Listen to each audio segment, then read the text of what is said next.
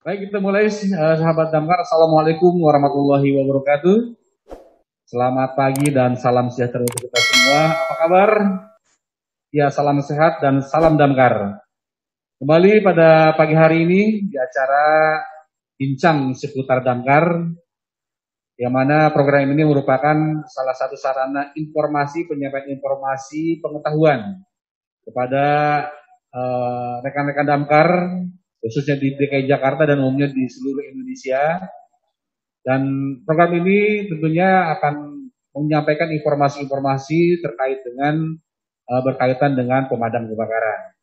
Nah, pada hari ini kita telah hadir narasumber kita yang luar biasa, tentu sudah tidak asing lagi buat rekan-rekan Damkar semua.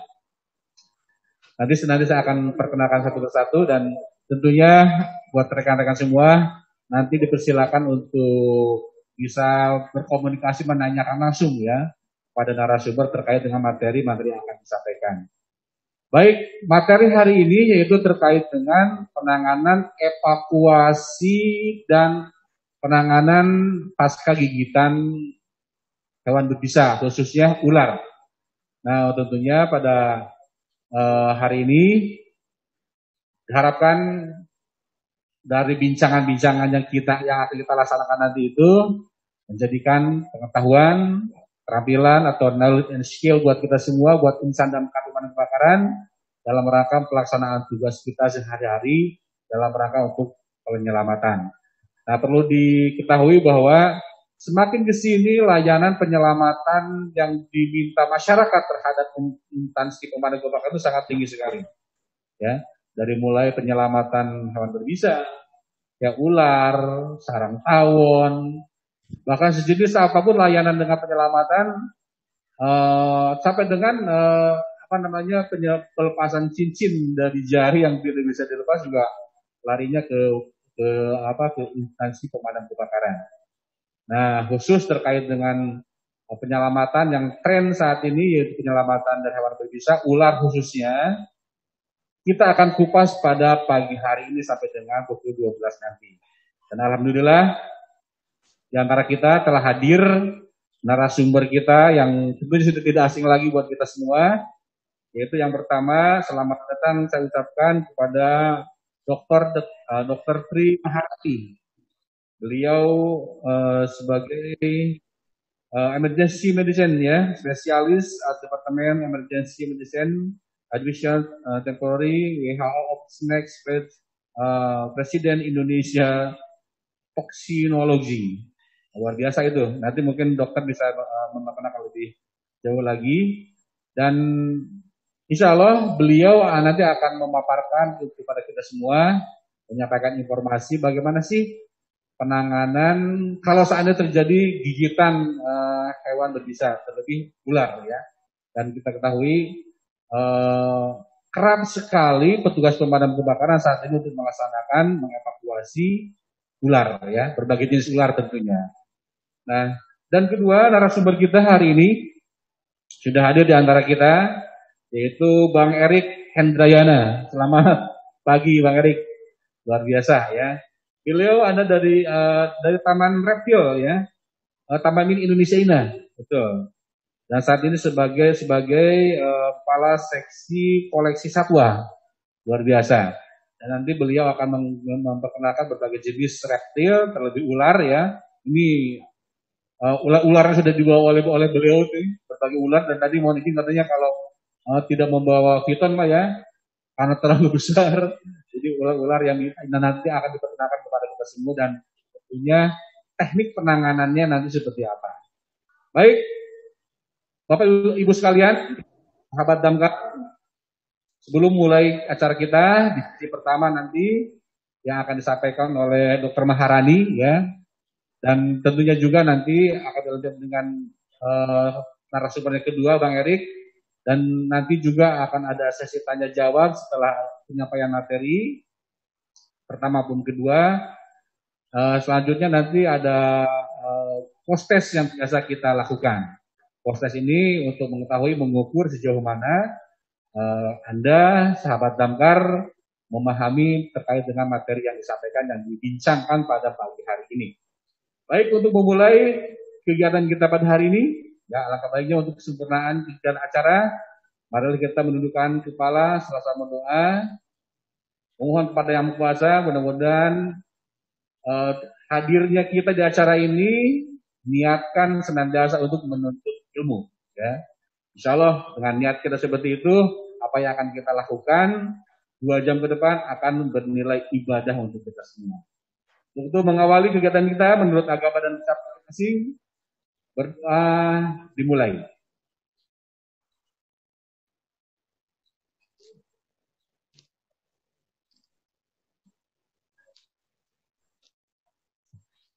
Baik, berdoa selesai.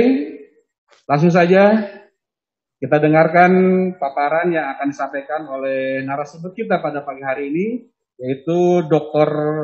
Maharani, Tri Maharani. Untuk itu kepada beliau, silakan Ibu, harapan kita semua anggota Damkar memahami bagaimana sih menangani kalau seandainya terjadi gigitan khususnya ular. Nah, ini yang kerap sekali kita laksanakan dalam melaksanakan evakuasi. Salah satu hal yang kita khawatirkan adalah terjadi gigitan seperti apa? Gigitan hewan berbisa tersebut seperti itu. Nah, untuk itu mohon arahannya, penjelasannya Bu Dokter, bagaimana sih cara menangani itu? Ya, untuk itu waktu dan tepat kami persilahkan Bu Dokter. Ya, terima kasih Pak Denny Baskoro ya. Bolehkah saya dijadikan co-host dulu supaya saya bisa mempresentasikan PowerPoint saya ya. Memang kemarin saya sudah mengirim PowerPoint untuk teman-teman, tapi yang sekarang ini saya presentasikan sendiri boleh ya? Saya dijadikan Ya, co-host silakan, dulu silakan. supaya saya bisa presentasi ini punya saya. Oke. Ya, siap.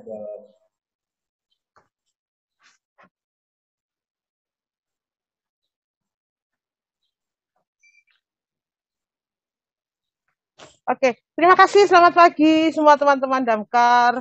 Hari ini saya akan mempresentasikan tentang gigitan ular dan segala sesuatu yang menyangkut kegawat daruratannya. Ya, saya bekerja sebagai seorang spesialis emergensi yang pekerjaan utama saya adalah di bidang kegawat daruratan.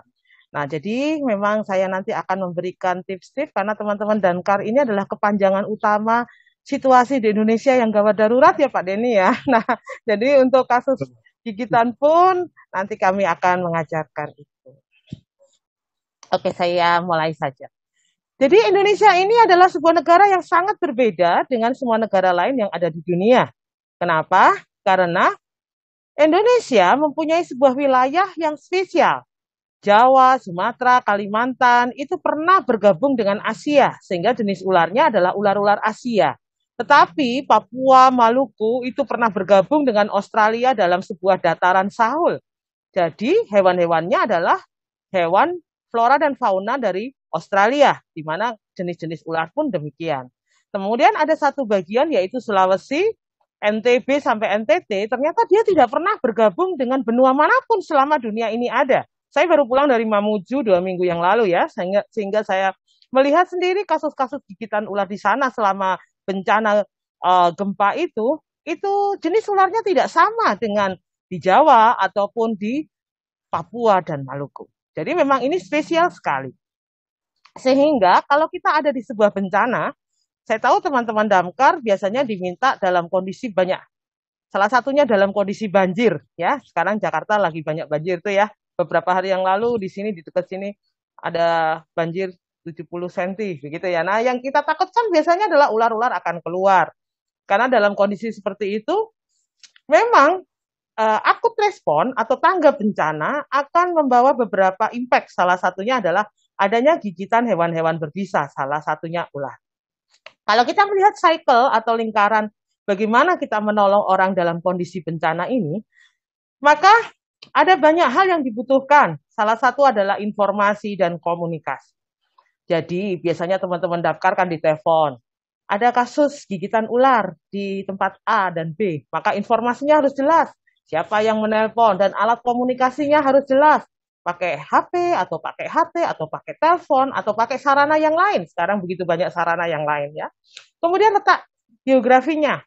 transportasi kita mau ke sana naik apa? Kalau banjir biasanya tidak bisa pakai mobil, harus pakai perahu karet ataupun pakai alat-alat transportasi air. Sedangkan waktu saya kemarin di Mamuju, karena itu sebuah gempa, kami harus memakai transportasi yang tidak terpengaruh oleh gempa. Saat itu kami memakai pesawat BNPB untuk melakukan evakuasi ya. Kemudian memang dibutuhkan birokrasi, dana, salary, dan sebagainya untuk semua orang yang melakukan pekerjaannya pada kondisi bencana tadi.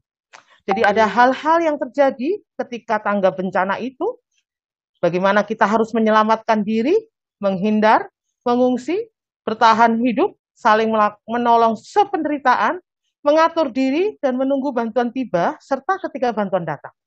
Jadi seperti kami nih, seorang emergency physician atau seorang yang bertugas di gawat darurat, prinsip utama kami adalah satu, menyelamatkan diri kami dulu, baru menyelamatkan orang lain. Kenapa begitu? Karena kalau kami ini sudah ada dalam kondisi selamat, maka kami akan aman melakukan pertolongan kepada orang lain. Sehingga kita harus melakukan berbagai persiapan, baik itu persiapan individu atau persiapan tim. Nah, ini adalah sistem SPDGT atau sistem penanganan gawat darurat terpadu dan bencana di sehari-hari maupun di saat-saat adanya bencana. Nah, di sini kita lihat bahwa ada dua hal yang harus diperhatikan. Pertama adalah pencegahan dan di sini adalah penata laksanaan atau pengobatannya. Di pencegahan ini misalnya untuk kondisi-kondisi gigitan hewan berbisa, maka kita harus tahu first aid apa atau pertolongan pertamanya apa. Sedangkan dimulai penata laksanaan ini, maka kita harus tahu sumber daya orang yang memberi pertolongan itu siapa, dan yang melaksanakan multidisiplin, multiprofesi, multisektor itu siapa.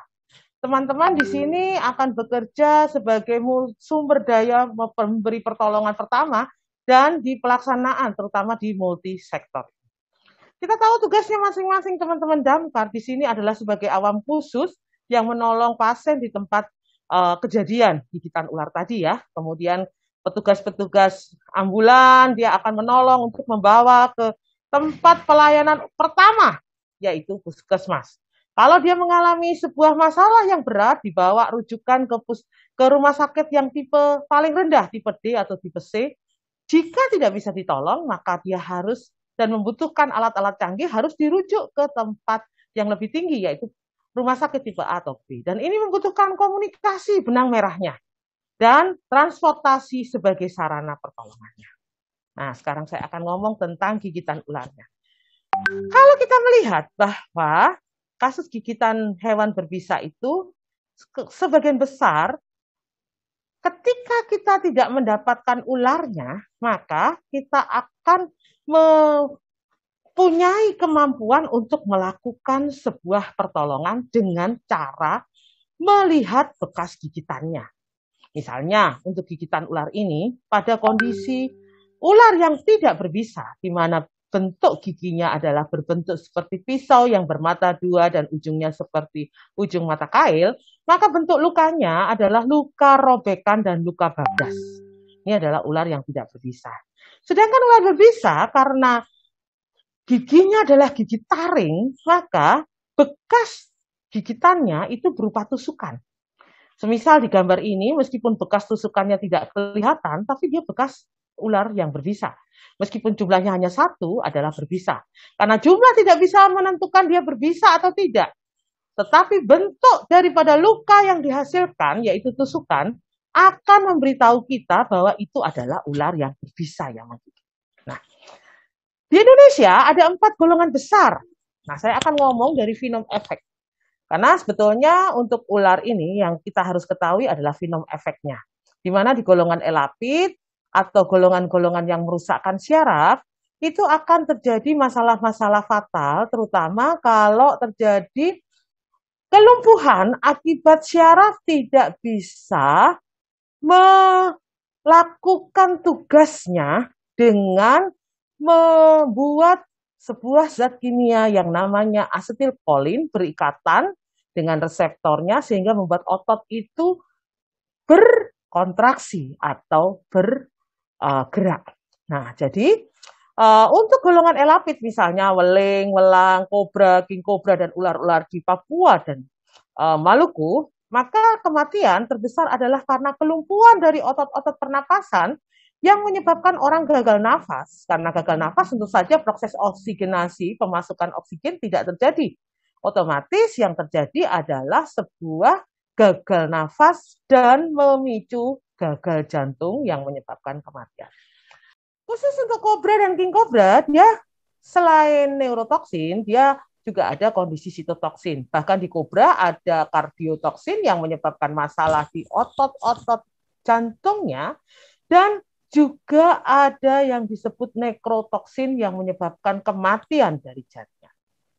Nah, untuk golongan ular laut atau hidropide, sama, dia menyebabkan neurotoksin, kelumpuhan daripada otot-otot pernapasan, kemudian otot yang menggerakkan bola mata, kemudian yang membuat kelopak mata bagian atas ini mengalami kelumpuhan, ya.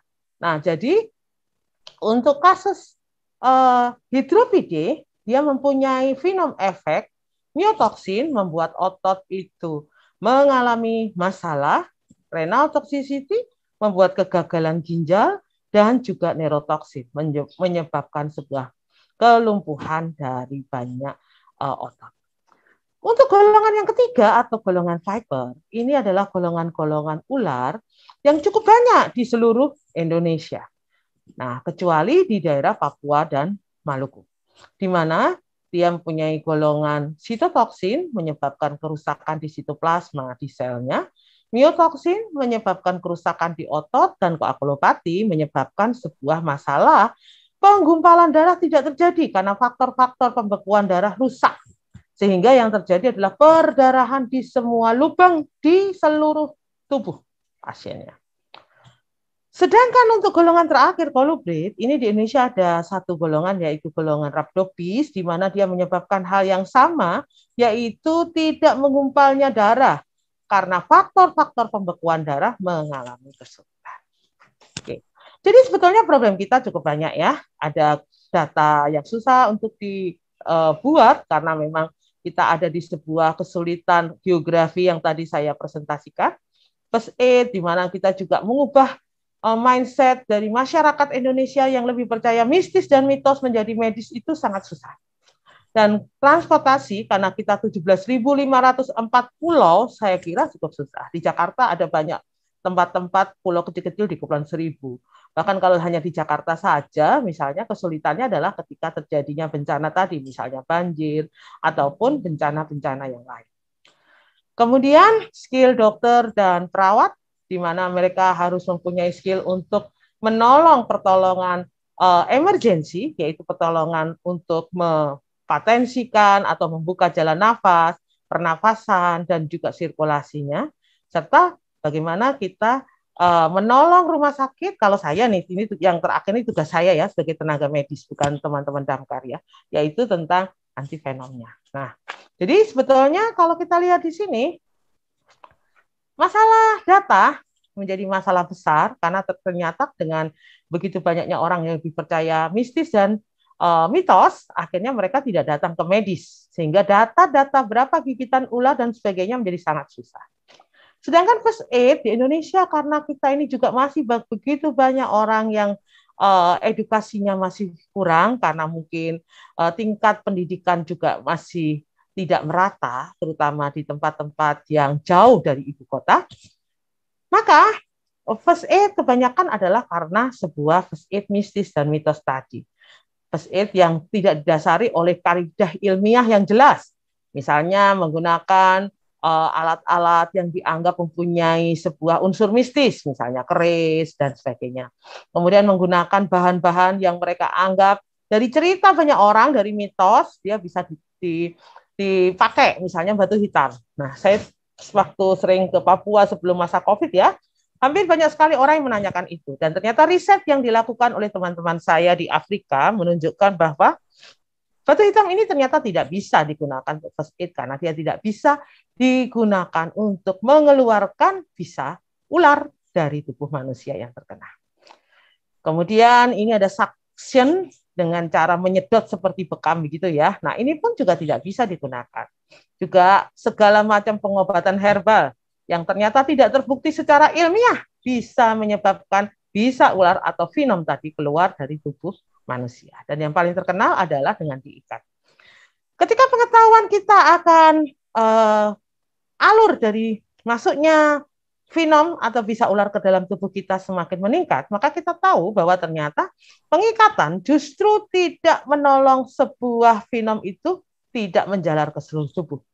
Justru yang terjadi dengan diikat, terjadi iskemia atau bendungan dari aliran darah yang menyebabkan terjadi nekrosis dan bisa diamputasi karena dalam prinsipnya bisa ular itu ternyata tidak lewat pembuluh darah, arteri atau vena, tetapi dia lewat kelenjar getah bening. Dan ini agak susah untuk dimengerti. Saya paham selama hampir 10 tahun saya menjadi advisor WHO untuk gigitan ular di Indonesia. Dan ketika saya banyak pergi ke negara-negara yang lain, kelemahannya adalah di bangsa kita ini, pelajaran biologi itu sejak kita masih SD sampai mahasiswa, ternyata tidak begitu banyak orang yang suka dan mengerti. Akibatnya kita tidak bisa membedakan antara bagaimanakah sebetulnya fisiologi, apalagi patofisiologi dan anatomi dari pembuluh darah dan kelenjar getah bening. Karena ini adalah sebuah sistem yang berbeda. Yang satunya open vessel dan yang satunya adalah sebuah sirkulasi vessel. Di mana untuk arteri dan vena itu adalah sirkulasi vessel. Dengan pompanya adalah jantung.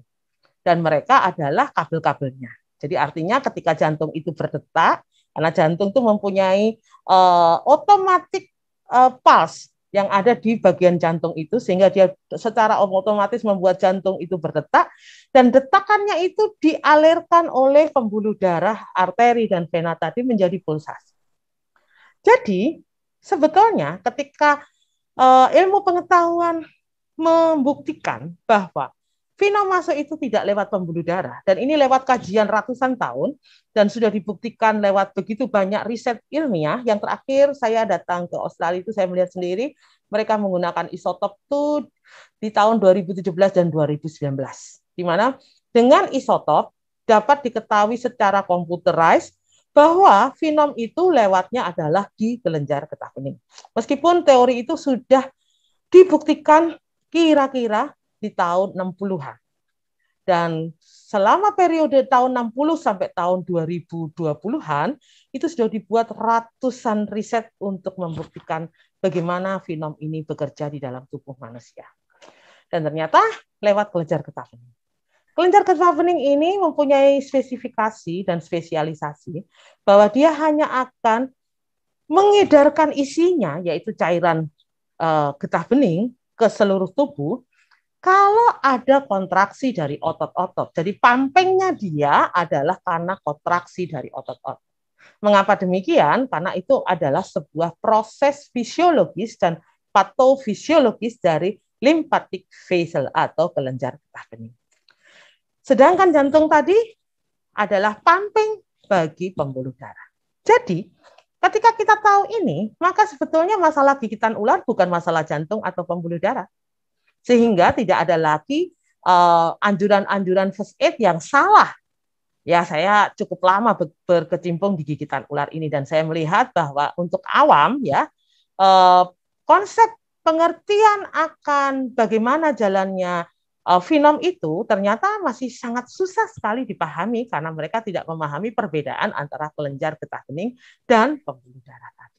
Yang satu dia dipumping atau dipompakan untuk menyebar ke seluruh tubuh oleh jantung, yang satunya oleh pergerakan atau kontraksi dari otot-otot. Jadi kalau menurut saya ya ini sebuah anugerah Tuhan ya. Andai pumpingnya itu dari sebuah sirkulasi atau jantung, tentunya tidak banyak orang yang hidup karena gigitan ular. Karena dalam 1 detik itu jantung sudah memompakan darahnya ke seluruh tubuh dalam jangka waktu tertentu. Sedangkan kelenjar getah bening karena otot-otot itu bisa dilakukan tindakan sehingga membuat mereka tidak kontraksi, maka kita masih bisa menyelamatkan orang itu di fase-fase awal daripada terjadinya proses gigitan. Oke, jadi kita paham ya apa bedanya. Jadi bedanya yang satu adalah pembuluh darah, satu kelenjar getah bening. Konsep lama itu pembuluh darah karena memang orang tidak banyak mempunyai riset tentang kelenjar getah bening. Tetapi sejak ada riset sekitar tahun 50-an ya, dan begitu banyak jurnal-jurnal dan kajian ilmiah sampai setelah itu, saya terakhir itu 2019 saya melihat di Australia itu. Nah, ternyata bahwa finom itu di patofisiologikan dan difisiologikan, dialirkan ke seluruh tubuh itu oleh kelenjar getah. Jadi first aid-nya tidak lagi dikeluarkan darah, tidak lagi disedot, tidak lagi dicucuk dengan jarum ataupun dengan pisau yang tajam untuk darah mengalir keluar. Nah, itu konsep yang salah. Berarti kalau ada konsep-konsep begitu, berarti dia tidak memahami apa beda kelenjar getah bening dan kelenjar dan pembuluh darah. Jadi sekarang yang ditawarkan oleh WHO melalui riset yang ratusan tahun tadi dan juga riset ilmiah dan jurnal ilmiah puluhan tahun oleh begitu banyak ahli-ahli adalah membuat otot tadi tidak bergerak yang disebut dengan imobilisasi. Artinya itu tidak mobilisasi gerak, jadi membuat tidak bergerak. Ya, kalau saya misalnya ngajarinya di banyak tempat-tempat yang agak susah dengan bahasa-bahasa seperti ini, saya biasanya bilang kalau ke ibu-ibu PKK, di puskesmas, atau di Polindes, di Pustu ya, saya hanya bisa memberitahu mereka untuk tidak menggerakkan bagian yang tergigit ular. Sehingga ketika tidak ada yang berkontraksi di otot-otot tadi, otomatis tidak akan ada sebuah aliran penyebaran finom atau bisa ular ke seluruh tubuh. Karena dengan melakukan blokade itu, dia hanya terlokalisir di sana. Banyak orang bertanya, terus kalau gitu dia dikeluarin oleh apa? Ya, sistem tubuh kita kalau tidak dirusak, maka sistem tubuh kita ini sangat pandai. Dia bisa mempunyai sistem ekskresi pembuangan dan sekresi pemasukan yang sudah otomatis sejak kita lahir. Sistem ekskresi lewat banyak cara, lewat keringat, lewat air mata, lewat kencing, lewat feses, lewat segala macam yang sifatnya ekskresi dikeluarin. Nah, kemudian karena tadi kita melihat golongan efek finom tadi itu macam-macam, maka first aid atau membuat tidak bergerak juga berbagai macam. Ada 3 macam utama. Kalau kita tidak tahu jenis ularnya, maka seperti gambar saya ini, kita cukup membuat tidak bergerak dengan memakai kayu, bambu, atau kayak saya itu simslam, pokoknya sesuatu yang rigid, sesuatu yang keras untuk membuat otot kita tidak bergerak. Tetapi kalau kita mengetahui itu adalah ular-ular yang berjenis merusak syaraf, seperti golongan elapid tadi ya, weling, welang, kemudian golongan ular-ular Australia yang ada di Papua dan Maluku, ataupun ular laut, maka kita bisa menambahnya dengan pressure bandit. Nah, ini dia. Ini adalah riset dari teman-teman di Australia. Kenapa? Karena hampir 99% ular di Australia itu merusak syaraf atau neurotoksin. Hanya 1% saja yang merusak syaraf dan koagulopati, yaitu brown snake. Jadi dia tetap neurotoksin tapi ada koagulopatinya. Sehingga elastic bandit dipakai untuk membuat otot-otot tadi tidak bergerak. Kenapa kok pada neurotoksin saja, bukan kepada semua? Jadi karena neurotoksin itu sifatnya tadi saya bilang dia bisa membuat kelumpuhan otot-otot napas. Sementara kelumpuhan otot napas itu antara 4 sampai 10 menit saja terjadi di sana, maka bisa terjadi cardiac arrest atau kegagalan jantung dan orang meninggal. Karena sifatnya yang seperti itu, maka dilakukan sebuah pressure bandit dengan elastic bandit, bukan tensiotrap ya. Jadi sesuatu yang elastik karena sifatnya itu bukan mengikat, tapi mempressure saja supaya otot itu tidak bergerak. Kemudian yang ketiga adalah kalau itu golongan ular-ular daboya. Ular daboya ini di Jakarta tidak ada memang, tapi namanya orang yang memelihara atau hobis itu bisa ada di mana saja ya. Jadi kalau ular daboya ini kita pakaikan pet pressure imobilisasi karena memang efek finomnya adalah efek-efek yang sangat berat. Dia ada neurotoksin, hematotoksin, renal toxicity, cytotoxicity, kardiotoxin dan sebagainya. Jadi ditaruh kasa di tempat gigitan, dilakukan elastic bandit dan imobilisasi dengan bahan rigid kayu, bambu, spalek ataupun simslam seperti punya saya tadi. Tetapi jika kita tidak tahu ini jenis ular apa, maka cukup kita lakukan yang pertama tadi, yaitu imobilisasi saja. Itu sudah aman. Terutama dengan melakukan pembidaian di tempat gigitan dari ujung persendian yang tidak bergerak sampai di ujung dari ekstremitas yang paling ujung, misalnya ujung jari, kaki ataupun jari tangan. Kalau itu gigitan di kepala, berarti kita harus membuat bagian yang mobilitas, yaitu leher kita, menjadi tidak bergerak. Kita bisa pakai collar neck, membuat tidak bergerak. Kalau itu ada gigitan di punggung, berarti kita melakukan sebuah pertolongan dengan tandu misalnya atau tempat tidur di mana orangnya tidak bergerak juga. Nah, jadi itulah yang kita lakukan untuk melakukan first aid atau pertolongan awal supaya bisa ular tidak menyebar dan tidak menimbulkan kerusakan organ-organ. Karena ketika dia menyebar, organ-organ rusak, jantung, paru-paru, kemudian ginjal, lever, kemudian organ-organ yang lainnya karena terjadi multiple organ dysfunction, maka kematian akan cepat terjadi karena kegagalan dari fungsi organ tadi. Nah, itu ya, teman-teman. Nah, sekarang ini saya tunjukkan prinsip pertolongannya. Ketika kita sudah menolong first aid, maka kita harus melakukan load and go kan, membawa pasien itu dan dibawa menuju ke tempat di mana dia bisa dilakukan pertolongan. Jadi first aid imobilisasi itu bukan terapi. Saya sangat tidak menganjurkan teman-teman melakukan imobilisasi dan meninggalkan orang itu di rumah. Itu salah. Karena imobilisasi adalah first aid, cuma pertolongan awal saja. Kelanjutan dari treatmentnya adalah dibawa ke tempat pelayanan kesehatan. Jadi, step kedua adalah dibawa ke tempat pelayanan kesehatan. Ketika kita membawanya, kita harus ingat bahwa kita tidak boleh memperburuk keadaan si pasien. Dan kita harus memperhitungkan waktu. Nah, saya akan menunjukkan sebuah gambar yang menunjukkan bagaimana kita memperburuk kondisi orang yang dalam kondisi kegawat daruratan. Lihat nih, orang itu ditandu, ternyata tandunya adalah tandu yang salah. Scoop scratcher kayak seperti ini, itu tidak boleh digunakan untuk mengangkut pasien dalam jangka jauh.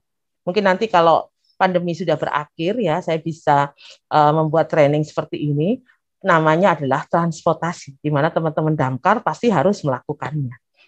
Di mana untuk scoop scratcher seperti ini, hanya boleh untuk memindahkan dalam jarak dekat, antara tandu ambulan ataupun tandu mobil teman-teman damkar dengan orang itu tidur atau orang itu diistirahatkan. Sehingga satu, dia tidak boleh diangkat dengan jarak yang jauh. Yang kedua, di semua tandu harusnya ada belt atau pengaman atau tali. Kita lihat di kasus ini, dia tidak ada talinya, sehingga pasiennya itu justru jatuh karena tidak ada pengamannya.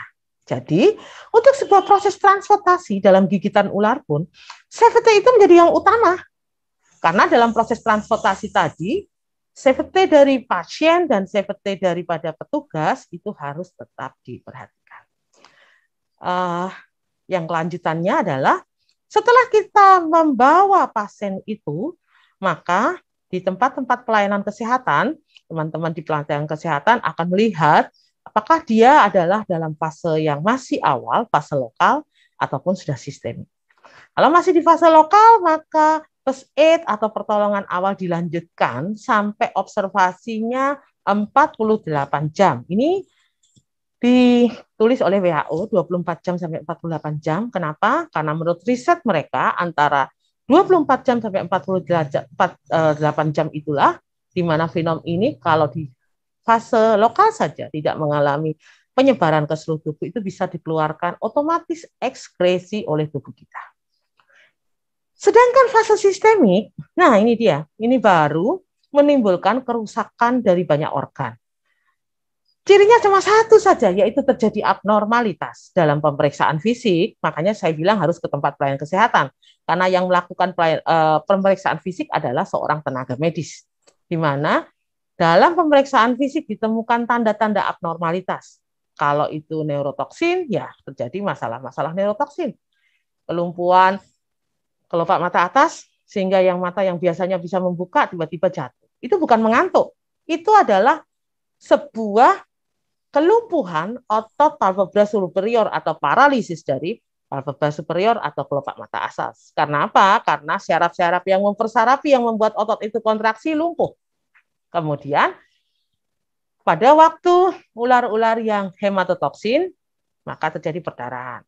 Bisa perdarahan yang kelihatan, misalnya gum bleeding, mimisan, kencing darah, muntah darah, air mata darah, dan sebagainya. Atau yang micro bleeding, seperti yang sedang saya tangani di salah satu rumah sakit di Bombong, di mana yang terlihat adalah hasil laboratorium, trombosit turun, HB turun, tetapi perdarahan yang besar tidak terjadi.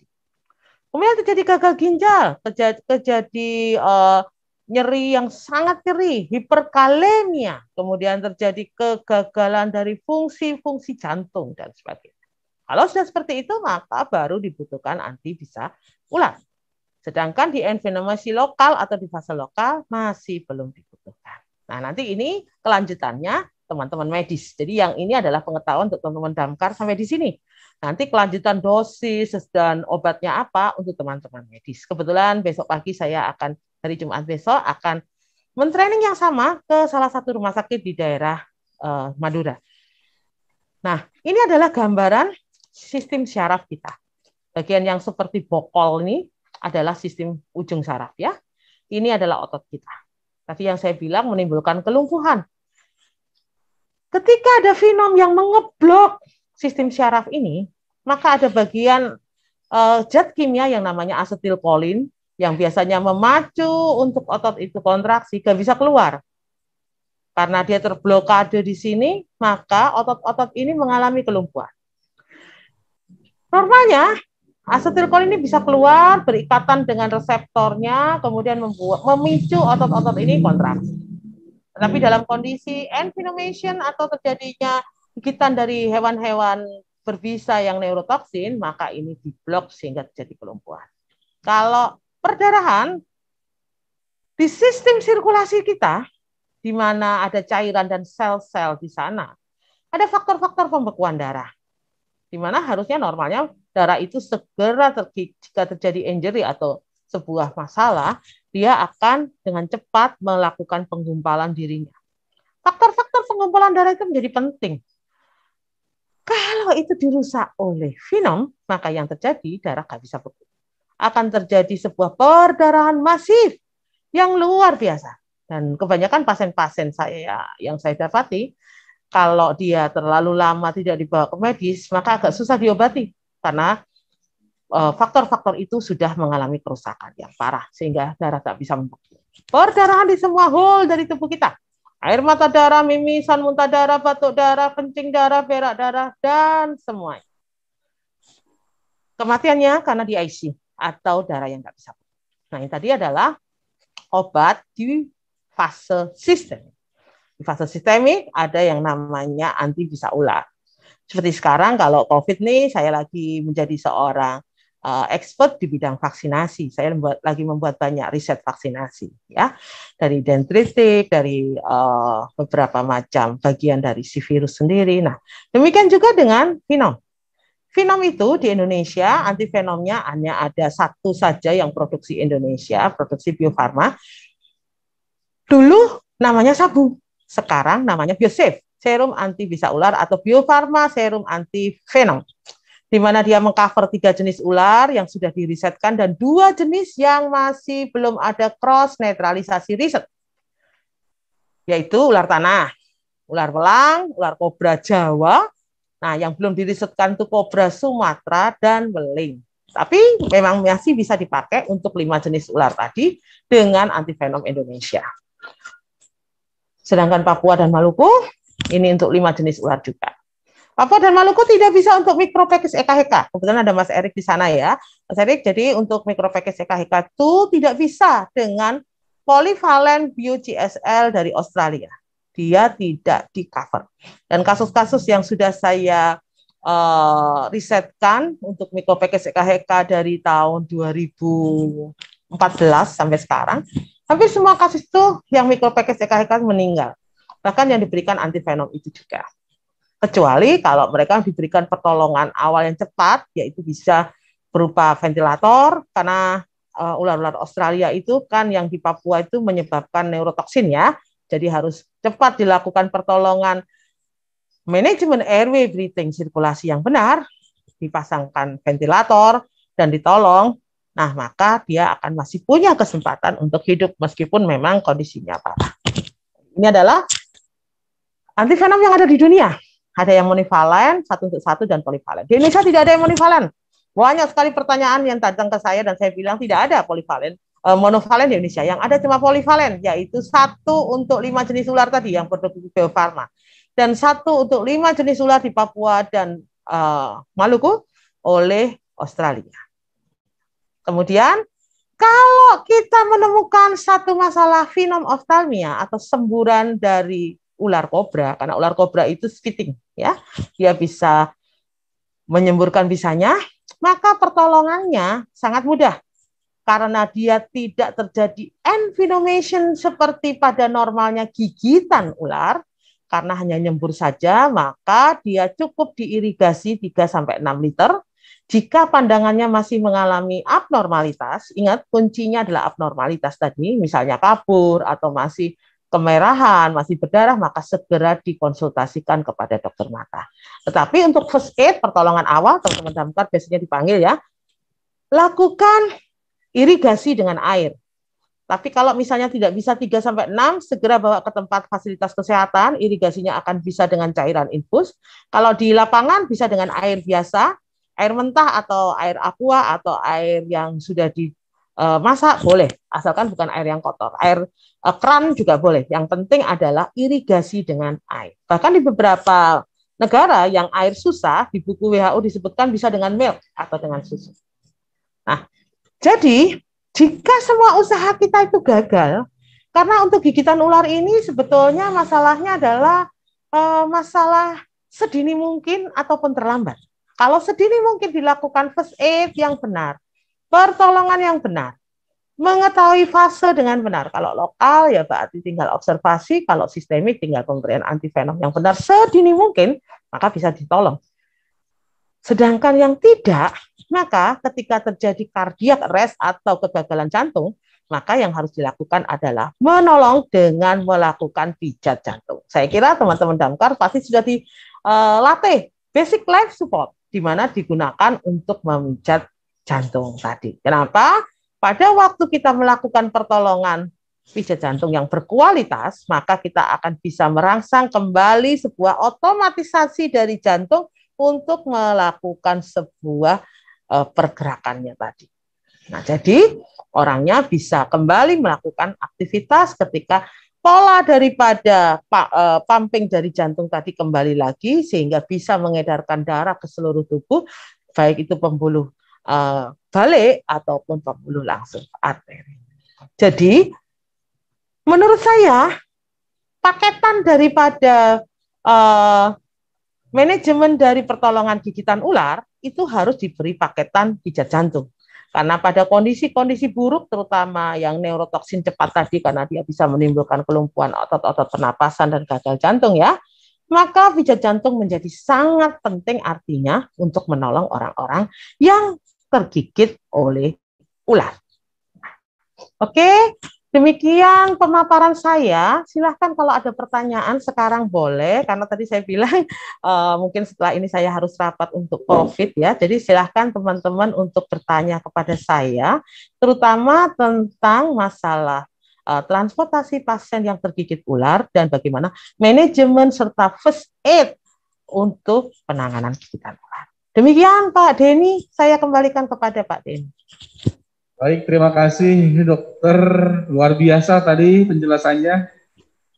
Baik sahabat damkar, tadi telah kita sama-sama dengarkan uraian penjelasan dari Dr. Maharani, ya bagaimana karakter ular, gigitan, kemudian cara penanganannya. Tadi kita kenal dengan dengan teknik imobilisasi, kemudian juga bagaimana teknik mentransportasikannya si korban, ya. Sampai dengan tadi obat yang bisa diberikan. Nah baik, untuk memakan waktu, bagi rekan-rekan sahabat damkar yang ingin bertanya, ya bisa berkonsultasi dengan Dr. Dr. Maharani. Dan untuk itu dipersilakan kepada siapa yang mau bertanya, silakan langsung saja.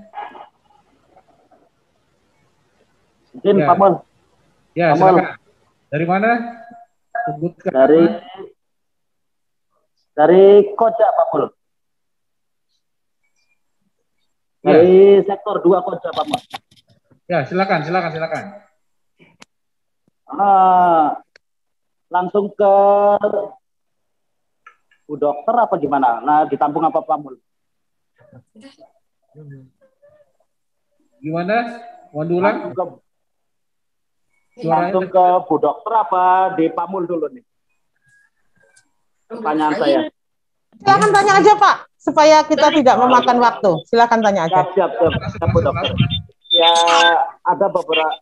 Ya, baik. Ada beberapa pertanyaan. Mungkin ada 2 pertanyaan, Bu Dokter. Jadi yang saya tanyakan yang pertama.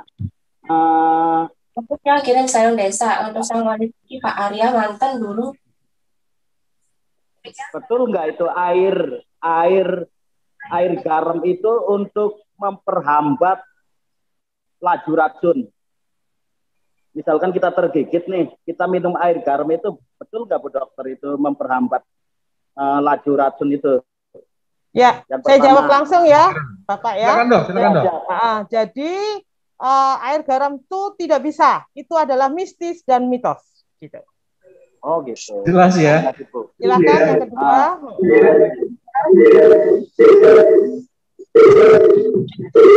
Assalamualaikum, Bu Dokter. Mohon bertanya, Bapak Ibu Dokter. Yang tadi pertanyaan kedua belum ya? Silakan yang tadi Bapak. Ya belum, Bu Dokter, belum. Silakan yang pertanyaan kedua dulu, baru nanti yang lainnya. Yang pertanyaan yang kedua, kita kan ini misalkan kita ngegigit nih, Bu Dokter, misalkan kita jarak tempuh antara jarak TKP sama rumah sakit yang dituju, sebut saja lah kita Sulianti Saroso.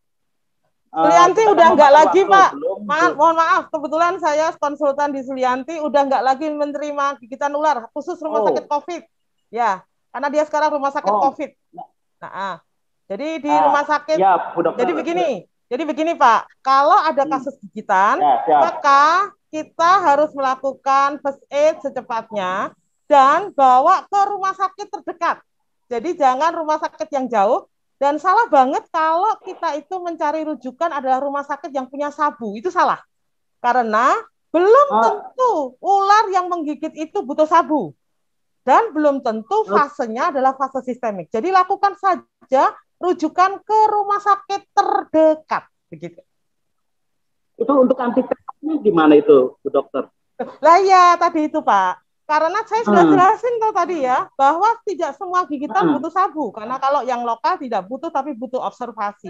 Jadi, Bapak kalau merujuk pasien misalnya, biasanya damkar kan dipanggil ada gigitan toh ya. Nah, kemudian misalnya di Jakarta Timur nih. Nah, oh yang terdekat rumah sakit Omni. Ya bawa aja ke rumah sakit Omni untuk dilakukan sebuah pertolongan. Kemudian misalnya ke daerah yang di sana, di Ciputat misalnya. Oh yang paling dekat rumah sakit yang ada di Ciputat. Ya silakan lakukan saja rujukan ke rumah sakit terdekat di sana untuk dilakukan sebuah manajemen seawal mungkin. Jadi tidak perlu mencari rumah sakit yang ada sabunya, itu salah. Karena saya sering membaca viral di mana-mana itu dikatakan begitu. Itu salah. Justru itu yang membuat delay, late atau keterlambatan pertolongan. Nah, jadi menurut itu yang saya khawatirkan.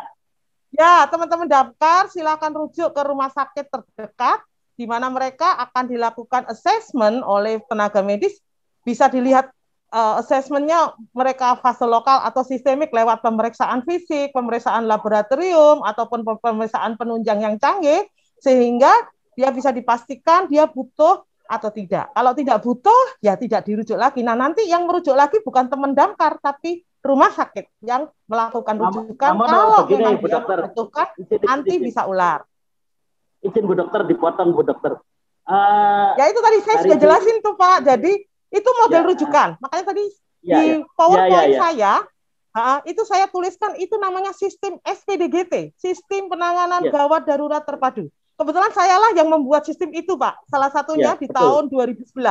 Nah, jadi teman-teman Damkar adalah awam khusus dan tim yang membawa ke rumah sakit yang paling rendah, yaitu puskesmas atau rumah sakit tipe terdekat tadi, tipe D atau tipe C.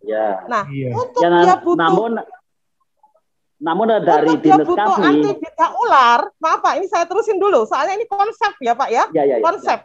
Nah, kalau konsep gini kita harus tegakkan gitu. Jadi itu yang membuat supaya tidak salah. Jadi kalau dia butuh sabu, bukan Damkar yang melakukan rujukan, tapi rumah sakit. Karena yang menentukan fase lokal, sistemik, pemeriksaan fisik, lab, dan juga pemeriksaan penunjang yang lain adalah rumah sakit. Begitu Pak. Baik. Luar biasa dokter. Namanya dari jelas ya. Tapi karena dari dinas kita nih, Bu Dokter, dari dinas kita ini udah ada nih rujukannya. Kayak di wilayah Jakarta Utara udah berapa rumah sakit gitu, udah tertera, Bu Dokter. Nah, jadi menurut saya protokol itu yang harus diperbaiki. Kan protokol, maaf nih, protokol kan dibuat oleh Damkar. Nah, sekarang nih saya akan luruskan dalam sistem SPDGT. Dalam sistem penanganan gawat darurat terpadu, teman-teman tidak perlu memilih rumah sakit, tetapi cari rumah sakit terdekat. Nah, rumah sakit terdekat itulah yang akan melakukan asesmen awal. Nah, di asesmen awal itu ditentukan dia fase lokal atau sistemik tadi. Jika dia fase sistemik butuh sabu dan rumah sakit itu tidak punya sabu, baru rumah sakit itu yang merujuk ke rumah sakit yang mempunyai anti bisa ular. Sehingga sebetulnya proses kita dilelet karena harus cari-cari rumah sakit yang punya sabu itu salah. Karena belum tentu pasien itu membutuhkan sabu. Begitu. Ya, baik. Luar biasa dokter penjelasannya ya tadi. Iya. Mungkin nanti kalau mau membuat SOP dan protokol, saya bisa dikontak. Saya sudah ada di Jakarta. Saya sekarang menjadi peneliti media di Litbangkes di Percetakan Negara. Baik, terima kasih dokter. Luar biasa. Jadi rekan-rekan sahabat Damkar, untuk penanganan kita dalam rangka penanganan awal itu segera transportasikan ke rumah sakit terdekat. Kita tidak perlu milih-milih rumah sakit rujukan dan sebagainya. Setuju ya? Baik, satu lagi penanya. Ya, baru, silakan. Nanti kalau butuh antivenom baru gitu. Ya, luar biasa. Ada lagi penanya? Satu lagi sahabat Damkar. Dibuka pertanyaan. Karena setelah ini Bu Dokter masih banyak kegiatan aktivitas akan meninggalkan kita di acara ini ya. Untuk itu saya beri kesempatan satu lagi penanya. Silakan. Ya, dan tentunya dan sahabat-sahabat Damkar, bila mana perlu untuk konsultasi dengan Dr. Maharani, bisa menghubungi di nomor telepon atau di handphone di 085 33 403 0408. Sekali lagi rekan-rekan sahabat Damkar, bila ingin konsultasi dengan Dr. Maharani bisa menghubungi di nomor handphone 085 334 030 409. Baik, luar biasa. Terutama kalau ada kasus ya Bapak ya, kalau ada kasus silakan hubungi saya Kak Bapak. Iya, beliau luar biasa. Ini tadi saya bicara dengan Dr. Erik, jiwa kesosialannya Dr. Maharani ini luar biasa. Tidak diragukan lagi kapan kita perlu bantuan beliau senantiasa untuk membantu solusi permasalahan yang kita hadapi. Luar biasa Dok. Baik, ada lagi? Ya, sama-sama Pak. Baik, kalau tidak ada, sahabat Damkar ya. Ya, ada lagi?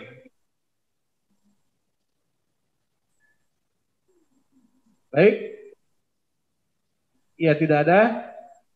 Baik, sahabat-sahabat Damkar, tadi sesi pertama terkait dengan penanganan pasca gigitan ular yang disampaikan oleh Dr. Maharani dan cukup gamblang, kita sama-sama kita simak, dan tentunya ini bisa menjadi referensi buat kita, pengetahuan buat kita pada saat bila mana hal ini terjadi pada saat kita pelaksanaan tugas, baik itu terhadap masyarakat maupun si petugas itu sendiri ya.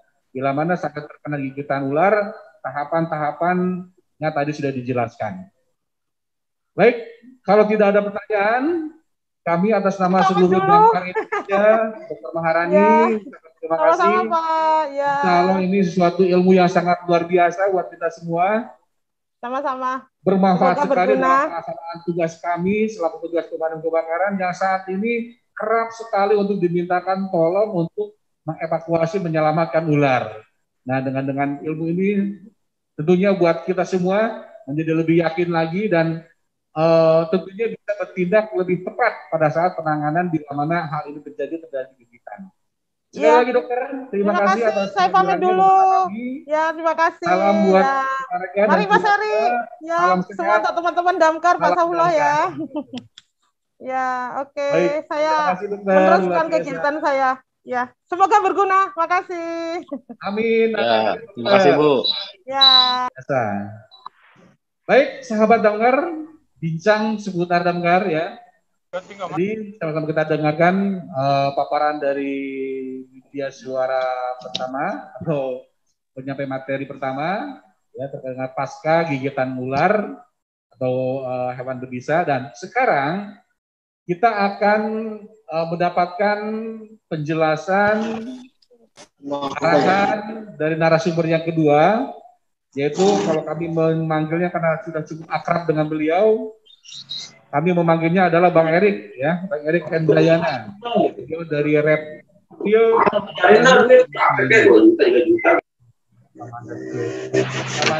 Taman Mini Indonesia Indah, Pak ya. Baik Bang Erik, waktunya langsung aja ya. Bisa menjelaskan kepada kita semua bagaimana penanganannya, jenis-jenis seperti apa. Silakan Bang Erik.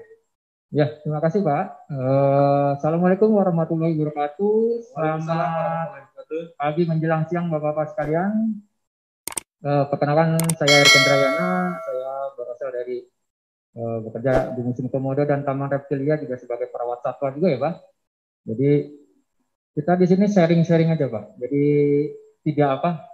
saya tidak menggurui maksudnya ya, karena mungkin Bapak-Bapak sekalian lebih profesional di lapangan karena sudah menangani beberapa satwa yang berkonflik dengan warga, dengan masyarakat.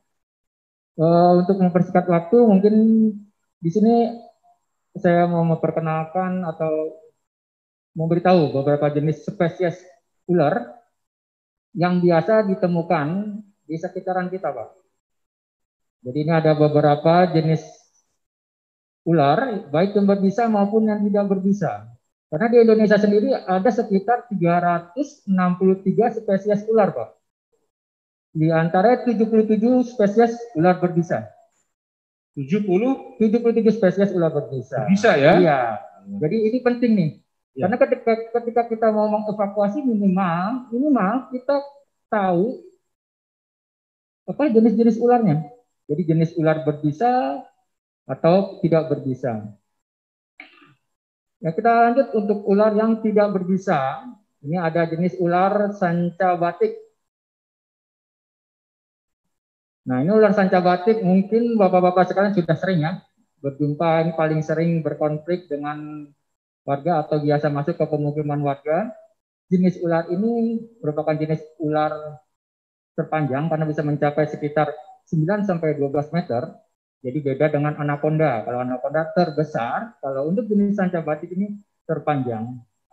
Ya, dia tidak berbisa, tapi dia bisa membunuh dengan lilitannya.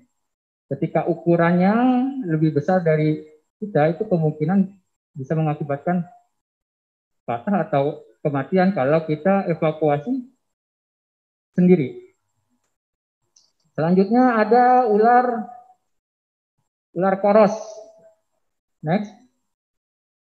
Nah, ini Bapak mungkin sering temukan juga ya. Ini ular koros. Ini biasa hidup juga di sawah, perkebunan. Jenis ular ini pun tidak berbisa. Biasanya dia cenderung akan kabur ketemu manusia. Makanya kita masukkan golongannya ke ular speed racer, Pak. Jadi ketika ketemu dengan manusia justru dia akan berlari dengan kencang.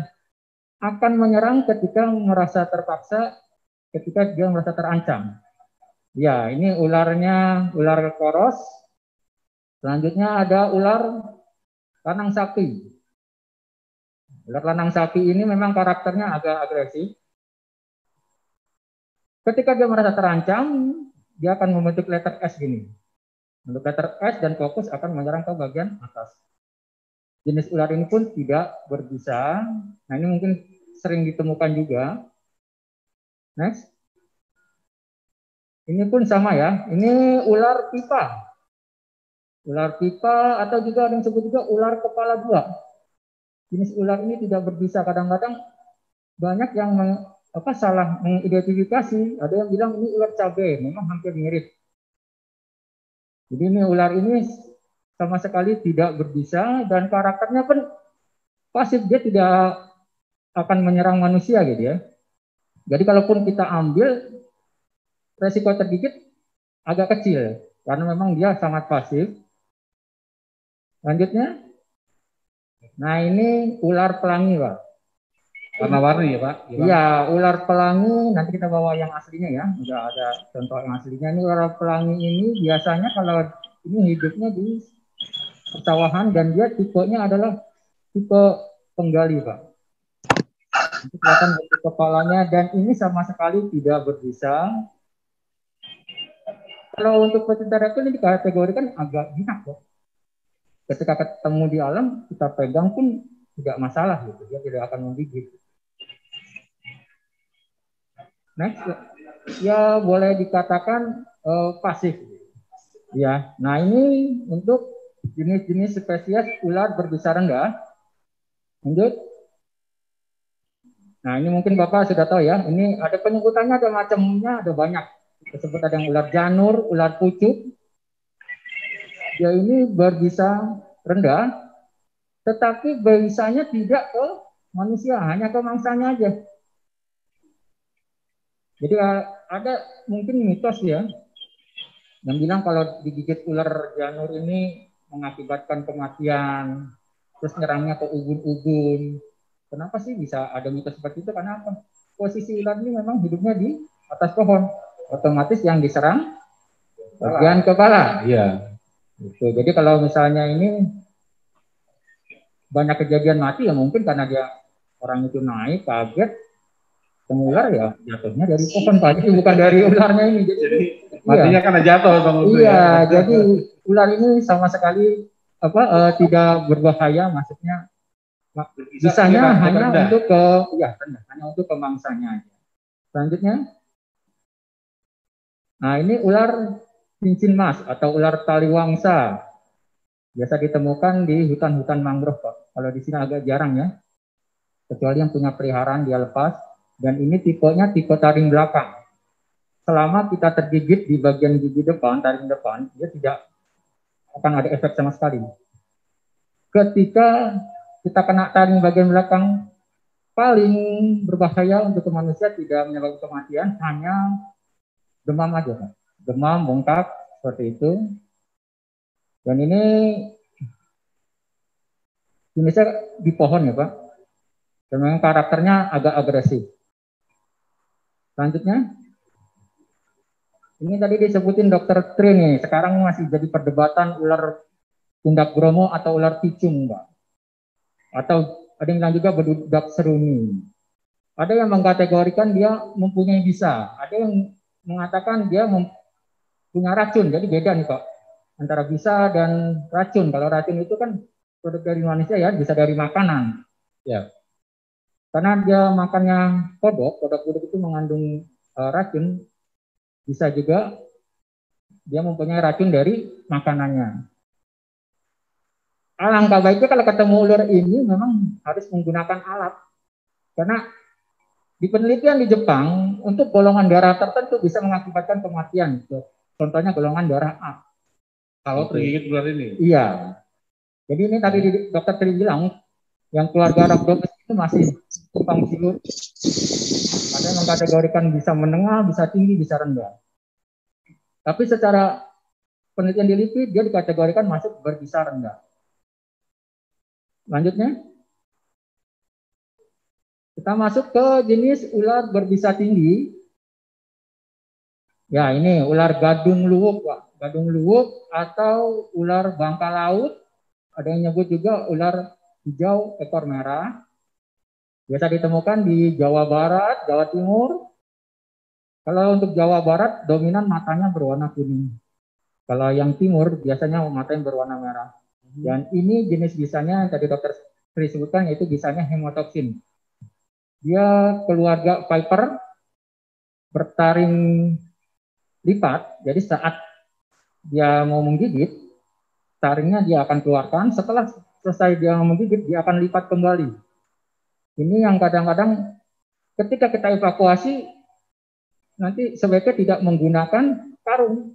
Dikhawatirkan taring ular tembus. Lanjutnya,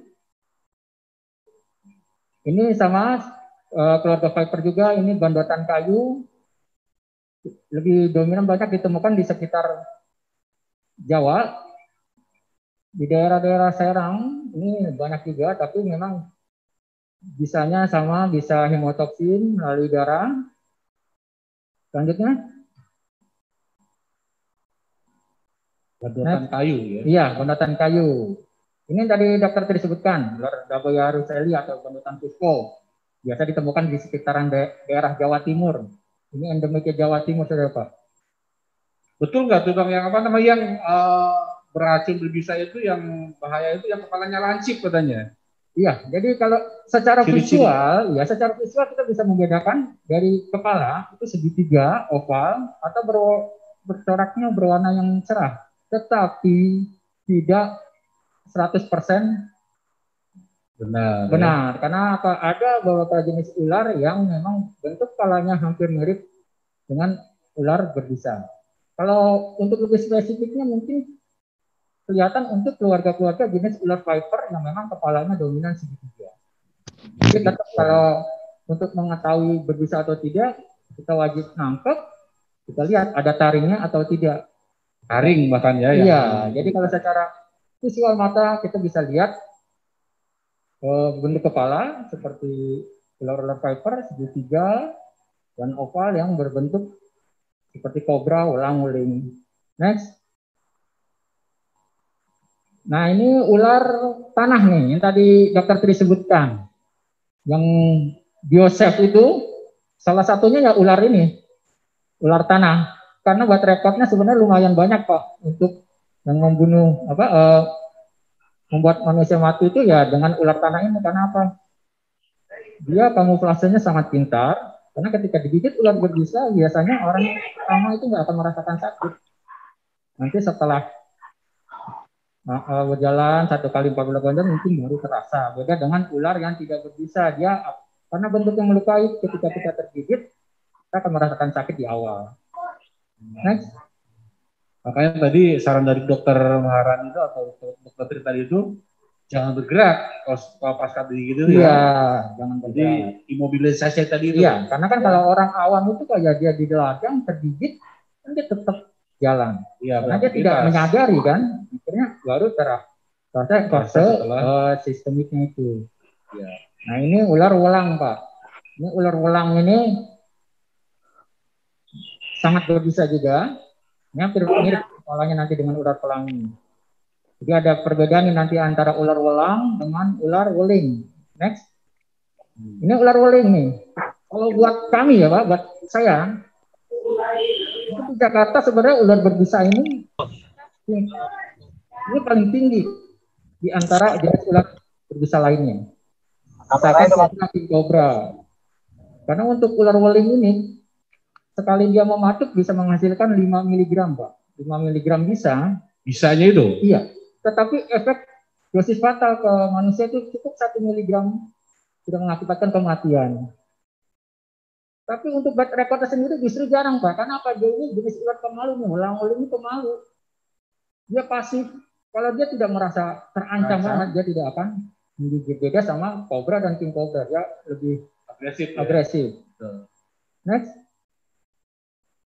Nah ini ular king cobra.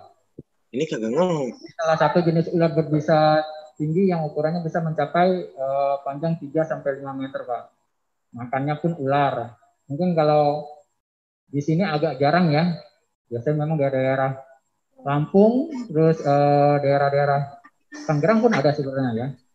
Biasanya kalau misalnya di Jakarta sekitaran misalnya Ya kalau ketemu ular ini kemungkinan besar ini peliharaan orang. Kalau ini menyembur ya, menyembur kan bisa? Enggak, ini jenis ular king cobra tidak menyebutkan bisa. Jadi yang seperti king cobra ini hanya ular cobra biasa. Next. Nah ini Pak, ini makan aja sekutatif, kobra Jawa atau dumung. Ini jenis penyembur Pak. Ya ini jenis ular berbisa tinggi. Dia pun tadi yang dokter Tri bilang dia menyembur. Iya, menyembur. Ya, jarak semburannya itu bisa sekitar 30 cm sampai 1 meter Pak. Meter. Iya, jadi nanti evakuasinya seperti apa kita akan sharing lah, kita kasih tahu caranya seperti apa. Next. Nah ini baru terakhir ular cabe. Jadi ini ular cabe ini agak beda kan, kalau secara visual mungkin agak mirip dengan ular kepala 2 ya, kalau dia terbalik ya. Ini berbisa tinggi tetapi memang jarang sekali ditemukan. Kalau untuk saat ini seperti habis hujan itu biasanya paling sering ditemukan adalah jenis kobra, apalagi sekarang ini udah masuk musim banjir ya. Iya, musim banjir sama natas juga. Sudah mulai masuk musim yang menetas telur, peralihan dari cuaca ya. Betul. Kalau untuk kobra itu bisa 8 sampai 10 kali bertelur. Dan satu hal, ular itu soliter, dia tidak hidup berkelompok. Jadi ketika Bapak menemukan ular tidak akan ketemu beberapa ular lagi gitu. Karena dia memang hidupnya soliter. Ya individu. Ya. Next. Nah ini Pak, cara-cara untuk snake handling atau kita bilang evakuasi ya. Nah ini dia. Ini ya. Ya kalau evakuasi ini pertama kita bentuk tim Pak. Mungkin kalau di Bapak sekarang sudah punya tim sendiri ya. Dan dipimpin kalau kita bilang leader ini untuk si komando nih. Jadi dia komandonya satu arah nih, jangan sampai ketika evakuasi kok yang satu ngomong harus begini, yang satu lagi ngomong lain lagi. Nah itu yang akan jadi kacau nih gitu kan. Leader yang menentukan. Ya, leader yang menentukan, dan minimal juga leader minimal tahu lah. Oh ini jenis ular berbisa, oh ini tidak, minimal ya. Tidak mengharuskan sih sebenarnya. Kalaupun memang tidak tahu itu jenis ular, kita anggap semua ular berbisa. Jadi tidak sembarangan dan menangkap dengan tangan kosong. Setelah membentuk tim, kita siapkan peralatan nih. Yang tadi kita bilang, peralatan itu ada glove itu kayak sarung tangan. Tangan ya. Oke, di Bapak udah lengkap ya. Hook, nanti saya contohkan, hook ada, grab stick, kacamata. Nah, kacamata ini fungsinya kalau kita mau evakuasi kobra. Jadi wajib pakai kacamata. Terus karung ini karung goni? Iya, karung goni. Ini bisa, asal jangan karung beras. Karung plastik ya? Iya, karung plastik itu pasti akan jebol. Bus ya. Terus kain tebal nih. Kain tebal ini fungsinya untuk evakuasi jenis sanca. Jadi buat nutupin. Ada juga yang kalau karung ini kan kita fungsinya buat membawa si ularnya ya. Kalau yang kain ini untuk di kepala. Iya, kalau kita bilang pakai teknik matador lah, gitu kan. Dan kotak plastik ini sebenarnya seperti kontainer atau gate seperti kandang ular yang kita bawa ini untuk proses evakuasi ular berbisa, Pak. Tadi saya bilang kan tidak disarankan ketika kita evakuasi, kita tangkap ular berbisa lalu kita masukkan ke kantong plastik ya. Ya, kantong karung pun tidak. Kalau untuk ular berbisa dikhawatirkan tadi banyak kejadian ketika habis evakuasi dia bawa karungnya, dia nggak sengaja dia jalan, ternyata taring tembus kena kaki atau kena tangan. Selanjutnya survei lokasi nih, survei lokasi dan identifikasi ular. Nah ini survei lokasi maksudnya gini, ketika dapat laporan dari warga, ada di mana sih ularnya? Apakah di loteng atau di gudang? Ya di gudang paralon, nah sawah. Setelah survei itu kita baru tahu nih, kita dilakukan, terus harus apa, itu penting ini. Kalau di kita namanya size up itu namanya. Oh gitu, ya siap. Jadi ketika di atas loteng ya usahakan sih ularnya harus berada posisi di bawah, jangan sampai kita ke loteng kita kalah posisi gitu. Kalau helm mungkin sudah ada ya Pak ya, nah itu penting gitu. Terus sama identifikasi ular yang tadi saya bilang. Ketika kita tahu, oh ini ular tidak berbisa, oh ini ular berbisa. Nah itu lebih enak untuk evakuasinya. Terus imobilisasi nih sama kayak dokter Tri, cuma bedanya tadi untuk apa penanganan ular berbisa ya, bila tergigit ini hanya untuk membuat si ularnya tidak bergerak nih. Bagaimana caranya?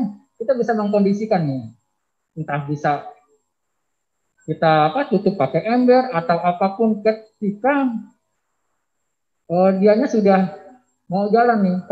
Sekalipun dia bergerak jalan, minimal harus ada yang mengawasi. Jadi kita tahu nih, jangan kita tinggal. Ketika kita tinggal otomatis nggak akan ketahuan kan. Baru setelah itu kita melakukan evakuasi steril area.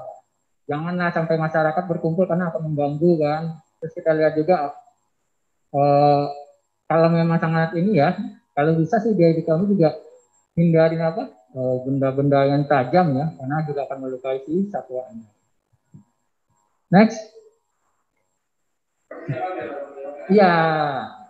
Nah ini posisi untuk menangkap ular tidak berbisa nih. Jadi atur posisi nih sebaik mungkin dan tetap tenang. Jadi jangan sampai istilahnya panik. Ketika kita panik, ular makin juga nggak tenang juga, makin kemana-mana. Ketika kita fokus ke satu arah, si ular juga akan fokus ke arah kita gitu. Terus siapkan alat, ini bisa hook, kain, atau handuk, dan karung.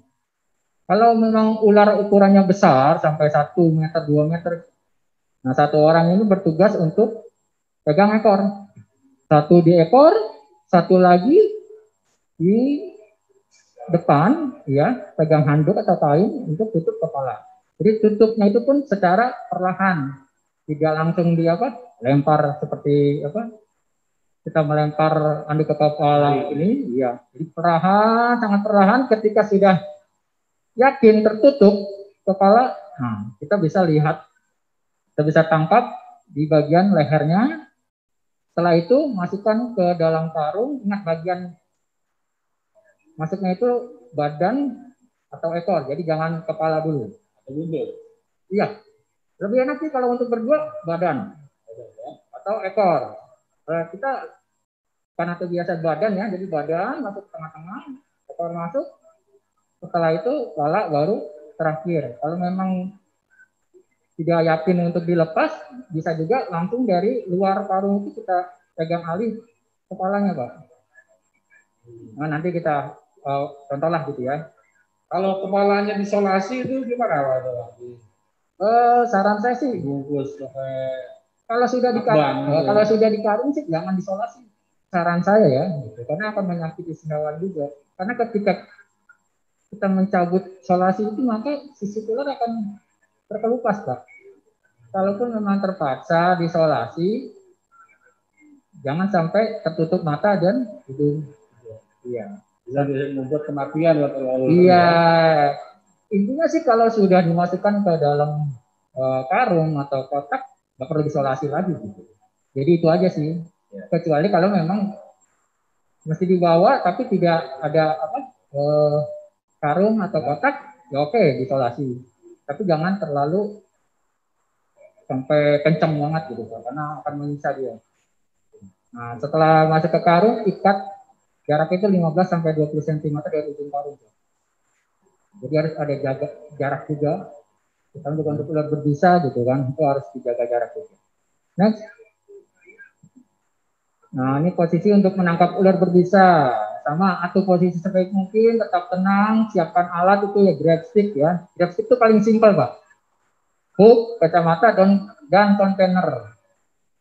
Terus gunakan grab stick, jepit pada bagian badan ular, jangan kepala. Karena kalau kepala kasihan, dia akan membantu. Yang dijepit adalah bagian badan. Bagian badan. Baru masukkan ke dalam kontainer. Setelah masuk ke dalam kontainer atau kotak ya, kotak plastik, usahakan si kontainer itu diterbalikan.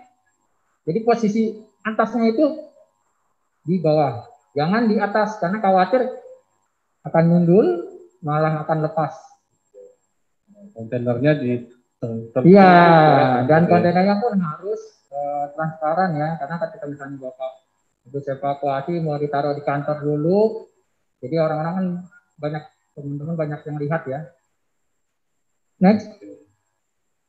Nah ini jenis-jenis safety tool penanganannya Pak, penanganan ular nanti. Yang sebelah kiri ini ada grab stick ya, tadi saya bilang.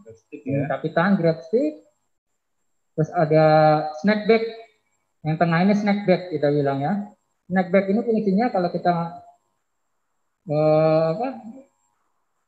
nangkap ular lebih mudah sih sebenarnya ya. Kalau misalnya tinggal kita geser si geraknya atau apa masuk ke kantong ini, dan ini lebih aman ketika kita bawa jaraknya dengan kita jauh gitu. Iya. Dan terakhir hook. Kalau hook nggak ada ya pakai kayu atau roland cat yang nggak kepake Pak. Jadi bisa pakai apa aja. Next. Nah ini termasuk ya sepatu bot, terus kacamata. Saya yakin di bapak-bapak sekarang sudah lengkap semuanya ya, itu. Lengkap sudah ada. Iya sudah lengkap semuanya. Next. Nah ini contoh-contohnya Pak. Ini handling dengan kain. Ini untuk yang tidak berbisa ya. Ini kita bilang teknik matador Pak nih. Jadi dari depan ditutup pelan-pelan. Ini kita menggunakan kaos ya. Tapi sebenarnya lebih bagus yang panjang. Jadi kita bisa injak di bagian bawahnya si kain. Kita sambil jalan pelan-pelan ke arah ularnya. Tutup perlahan-lahan. Karena ketika dia tertutup dia akan ngerasa nyaman. Baru kita tangkap. Nah, tangkap seperti ini, satu di ekor, satu di kepala. Next. Ini dengan hook. Atau bisa juga dengan kayu ya Pak. Kayu. Iya, jadi satu orang menahan ular di ekor, satu lagi menekan di bagian kepala. Setelah yakin di bagian kepala, baru kita tangkap. Karena ini jenis tidak berbisa, jadi tidak masalah. Kalau dengan tangan ya. Tangan. Ya. Next. Nah ini untuk ular berbisa ini lebih simpel Pak. Itu yang tadi saya bilang, kita menjepitnya di bagian badan. Bagian badan, setelah itu masukkan ke dalam kontainer, selesai. Jadi fungsinya ini kan sebenarnya hanya untuk memindahkan dari konflik ke tempat yang lebih aman. Next. Nah, ini jika misalnya ini di luar tugas misalnya ya kan, orang-orang banyak yang tahu nih Bapak kerja di pemadam ya kan, terus ada ini kejadian ini aja nih, karena kan tugasnya di pemadam. Kebetulan di rumah nggak ada alat nih, kita gunakan ember seperti ini Pak. Kita gunakan ember seperti ini, kita tutup. Fungsinya sebenarnya hanya untuk biar tidak lari kemana-mana. Walaupun nanti akhirnya pun akan ditangkap juga ya dengan alat atau apa. Jadi kita menunggu setelah ditutup kayak gini, kita tindikan dengan batu atau benda berat lainnya biar tidak kabur. Next. Nah ini untuk ular berbisa menggunakan hook. Ini agak susah memang ya, tergantung jenis ular berbisanya. Kalau untuk jenis ular kobra kayak gini kan dia terestrial, hidupnya di bawah, memang kadang-kadang kalau kita posisi nggak pas dia akan kabur. Biasanya kita suka menggunakan dengan sistemnya handling tailing itu jadi satu bagian kepala di hook kita megang di kepala, satu lagi kita megang ekornya, tapi tetap ada jarak gitu. Fungsinya kan untuk pegangan dia aja. Kecuali kalau untuk ular berbisa yang jenis ular pohon ini lebih simpel karena dia menganggap hook itu sebagai ranting. Ya next. Ya sudah seperti ini contoh-contohnya, nanti saya akan kasih contoh ular-ularnya ya Pak, yang hidup nanti nih, yang asli sebenarnya. Yang asli betul ya. Biasa. Bukan ular-ularan ya? Bukan. Baik, sahabat Damkar, tadi Bang Erik sudah menjelaskan jenis-jenis ular yang tidak berbisa, yang semi berbisa, ya, dan yang berbisa dan berbahaya. Nah, tentunya kembali kita lebih bisa mengenali jenis ularnya, tentunya juga lebih memahami bagaimana untuk mengatasinya. mengevakuasinya, betul ya? Iya, mengevakuasi. Ya, tekniknya. Kembali bahwa tadi ada teknik-tekniknya yang perlu kita ingat. Ternyata tadi itu untuk salah satunya adalah yang sering dilakukan setelah ular tertangkap itu mengisolasi bagian kepala ya, bagian kepala, menutup hidung dan mulutnya tuh. Iya. Nah mungkin kalau hanya mulutnya aja nggak apa-apa kali ya Bang ya. Tapi kalau ya pokoknya jangan sampai antara. Tapi tersakiti itu ya. Sebenarnya kalau sudah dikarung nggak perlu di. Nggak usah. Iya nggak usah Pak. Karena kita khawatir gini. Akan ada orang-orang pecinta binatang yang kadang-kadang dia lebih peduli ke binatang bukan ke kitanya, kadang-kadang seperti itu ya. Jadi kita mencegah itu aja gitu. Baik, iya luar biasa. Nah kembali rekan-rekan, nanti Bang Erik akan menjelaskan secara fisiknya itu betul-betul ular yang sudah disiapkan untuk di display ya. Dan sebelumnya saya mengingatkan jangan lupa untuk mengisi absen ya, dan nanti akan dilaksanakan post test buat kita semua. Ya, baik. Selanjutnya boleh Bang menampilkan jenis-jenis ular yang dibawa tadi untuk display. Oh iya, siap. Silakan.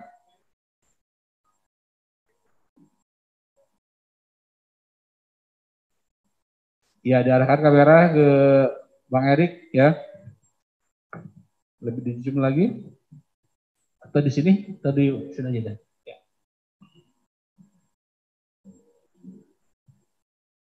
Nah ini yang tadi saya sebutkan ini adalah ular pelangi. Sekarang ini posisi ularnya sedang shading atau sedang ganti kulit ya. Jadi warnanya dia agak silver, Pak. Ganti kulit ya Bang? Iya, secara visual pasti ini orang banyak menganggap ini ular berbisa karena apa? Bentuk kepalanya kan hampir mirip dengan ular wolang-woling ya. Nggak lancip ya? Iya. Sebenarnya ada perbedaan. Kalau ini kan dia jenis peliang, kepalanya agak lancip untuk masuk ke dalam lumpur. Saya contohkan ini ular liar asli. Kalau kita karena saya tahu ini ular pelangi, saya ambil pun nggak masalah. Kalau kita sudah tahu ini memang ular liar, kalau kita tahu jenisnya. Tapi alangkah amannya kalau Bapak punya apa? Glove ya. Tapi kalau untuk ular kecil gini jangan yang terlalu tebal karena agak susah buat makan kepalanya. Anggap aja misalnya ini glove. Kita seperti ini nih.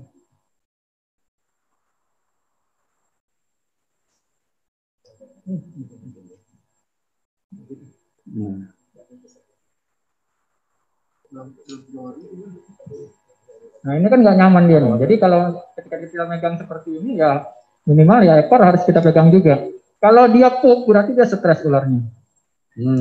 Karena memang dia aman. Yang penting kita tahu jenis-jenis berbisakah atau tidak ya. Kalau kita tahu, oh ini ular pelangi, ya nggak masalah kita pakai hanya pakai glove aja gitu ya. Tapi kalau kita nggak tahu ya alangkah baiknya pakai hook. Ya, lengkap pakai APD-nya ya dan alat yang digunakan. Ini jenis pelangi ya.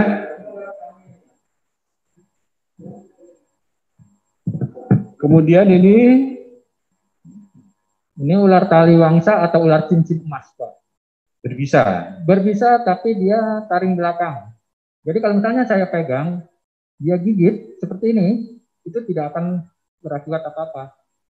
Tapi ketika dia gigit, terus kita bilang diemut ya, dia tempel sampai kita kena taring belakangnya, kemungkinan akan bengkaknya pun paling nanti sekitar 3 hari. Setelah itu ya akan sembuh lagi lah gitu. Nah kalau ini karena dia jenisnya hidup di pohon, ini lebih mudah sebenarnya. Ya. Kita bisa menggunakan alat ya. Alat ya.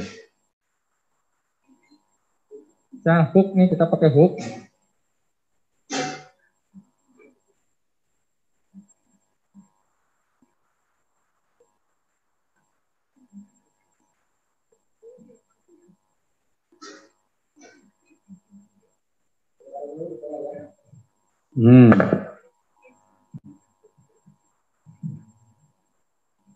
sana lebih juga lagi.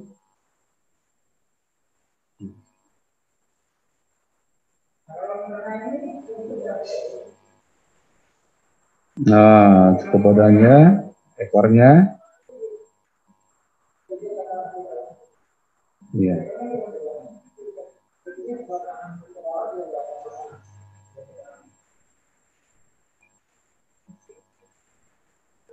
Iya.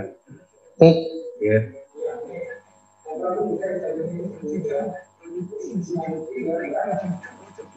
Mendekat di badan kita. Masukkan ke kontainer. Ya.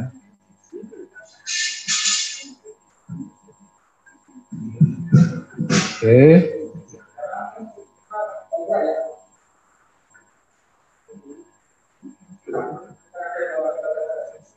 Kacamata lengkapi dulu.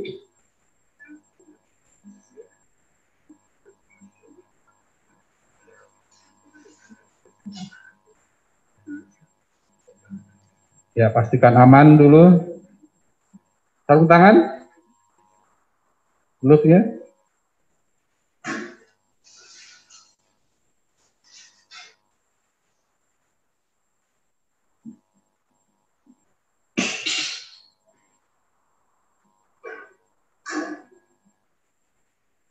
Ya, obra ya.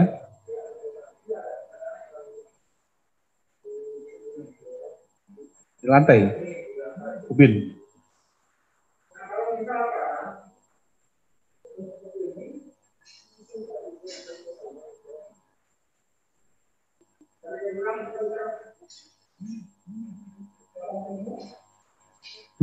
Ekor. Bagian badan ya.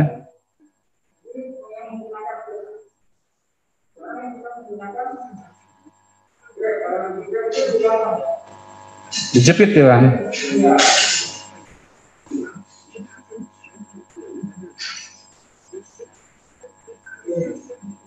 Ini bagian badan ya Bang ya, bukan bagian leher ya, untuk kepala ya.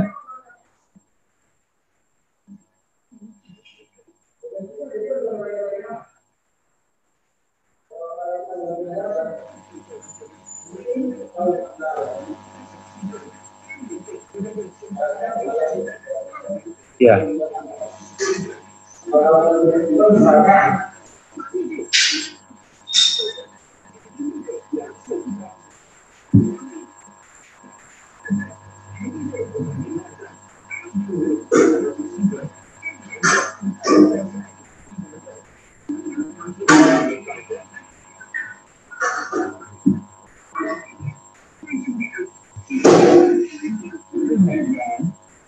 Nah, ini tinggal diarahkan ke karung.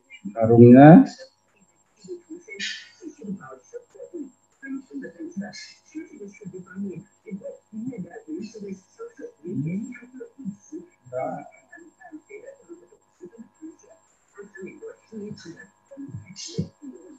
Ya, setelah masuk begini, jangan masuk sendiri deh ya. Iya. Kalau kita mau kita ikat, jangan langsung pegang karungnya. Jadi kalau untuk ular kita bisa tekuk gini. Oh, dilipat.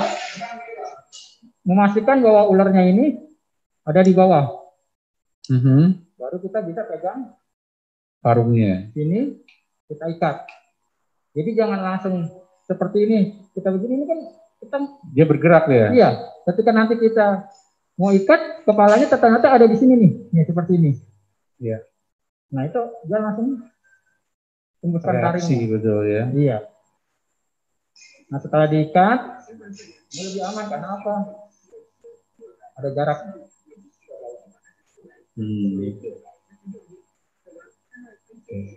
Ini sahabat damkar ya. Tahapan-tahapan ini perlu kita ingat itu. Aman buat kita dan tidak menyakiti juga buat si ularnya itu.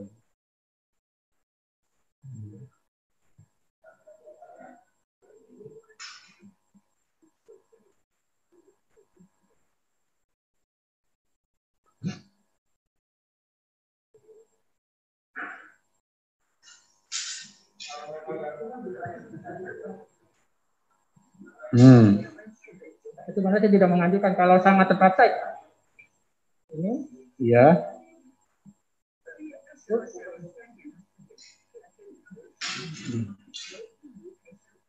Hati-hati di tangan, jangan terlalu maju karena dia bisa menyembur.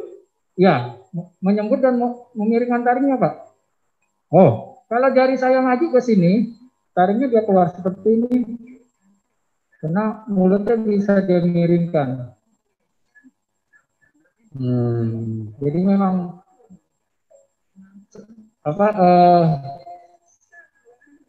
ini tidak dianjurkan sebenarnya, Pak. Biasa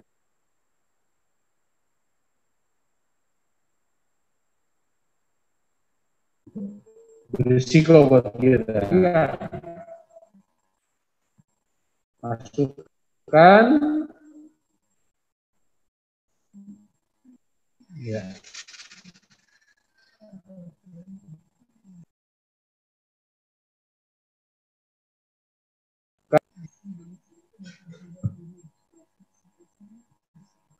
Oke. Tepuk tangan dong, rekan-rekan sahabat pendengar.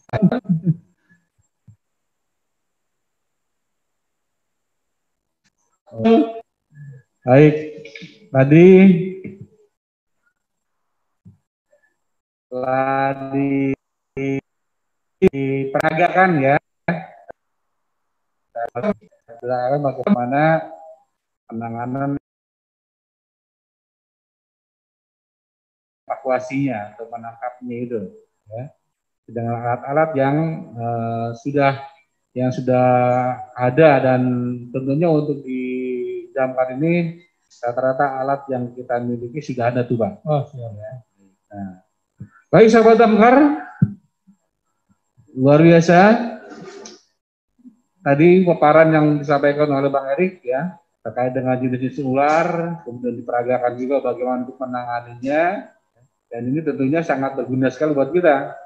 Karena suka tidak suka, senang tidak senang, saat ini masyarakat sudah bila mana terdapat ular yang berkeliaran, ya kan, yang membahayakan, mengancam masyarakat, pasti menghubungi kita, pemadam kebakaran. Nah, untuk itu pastikan bahwa kita siap untuk melaksanakan permintaan layanan untuk evakuasi atau penanganan ular. Nah, saatnya kita untuk diberikan atau di sesi tanya jawab ya. Silakan rekan-rekan sekalian yang mau bertanya langsung ke Bang Erik ya terkait dengan apa yang telah tadi disampaikan dan juga bagaimana teknik metodenya. Monggo, silakan untuk bertanya langsung kepada beliau. Untuk itu waktu dan tempat dipersilakan kepada sahabat-sahabat sekalian yang ingin bertanya. Izin Komandan. Ya, silakan. Izin Komandan. Dari mana? Assalamualaikum warahmatullahi wabarakatuh. Waalaikumsalam warahmatullahi wabarakatuh. Haji Wirawan dari Jakarta Barat. Boys, luar biasa. Pak Haji, apa kabar Pak Haji? Alhamdulillah bihair. Baik. Enggak, pertanyaannya. Ke Bang Erik ya, sudah berapa kali ketemu di Diklat dulu, waktu Diklat Rescue, serius ilmunya benar-benar bermanfaat. Iya. Yang mau saya tanyakan, beberapa bulan yang lalu kita sempat booming itu Bang Erik. Penemuan anak-anakan ular kobra gitu. Anakan ular kobra itu sempat booming, jadi hampir semua wilayah itu dapat anakan, satu titik itu bisa sampai 20 ekor atau paling minim lah 10 ekor gitu. Apa ada siklus tertentu dari ular kobra? Ya, masalah perkembangbiakannya kapan sampai dia menetas gitu. Kira-kira bulan-bulan tertentu ada nggak kira-kira dari pengamatan Bang Erik? Ya, begitu aja Bang, ini Pak Komandan Saiful, ya. Baik, terima kasih Pak Haji. Silakan, monggo Bang Erik. Ya, siap. Saya panggil Pak Haji. Terima kasih Pak Haji. Ya. Ya, jadi memang waktu kemarin sempat booming ya yang masalah banyak kita bilang teror kobra ya. Kalau untuk kami sih memang itu lumrah ya, karena memang sudah ada siklusnya. Jadi itu memang lagi musimnya masa-masa penetasan ular kobra. Kalau untuk saat ini biasanya dia masuk dari Agustus sampai Januari, Pak. Untuk Agustus masa-masa Januari ya? ya. Jadi karena siklusnya masa perkawinan itu bisa dimulai dari bulan Mei sampai Juni, Juli, baru mulai Agustus tuh sampai sekitar Januari paling telatnya itu memang maksudnya ya. natas telur. Tapi bisa dilihat juga tergantung dari kondisi cuaca, Pak. Karena kadang-kadang kondisi sekarang kan tidak menentu, biasanya adalah musim kawin itu ketika masa peralihan dari musim panas ke hujan, itu sebaliknya juga. Jadi terima kasih, Pak.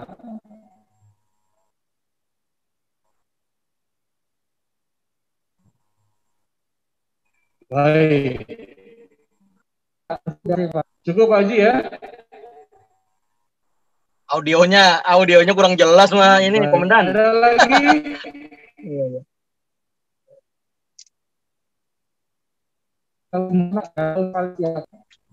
Ada lagi? Penanya silakan. Izin Komandan, izin. Untuk reptil atau ular, mau tes. Izin Komandan.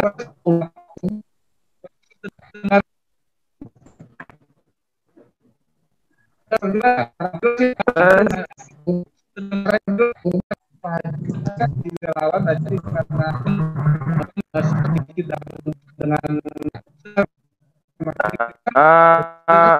dengan Rudi ya.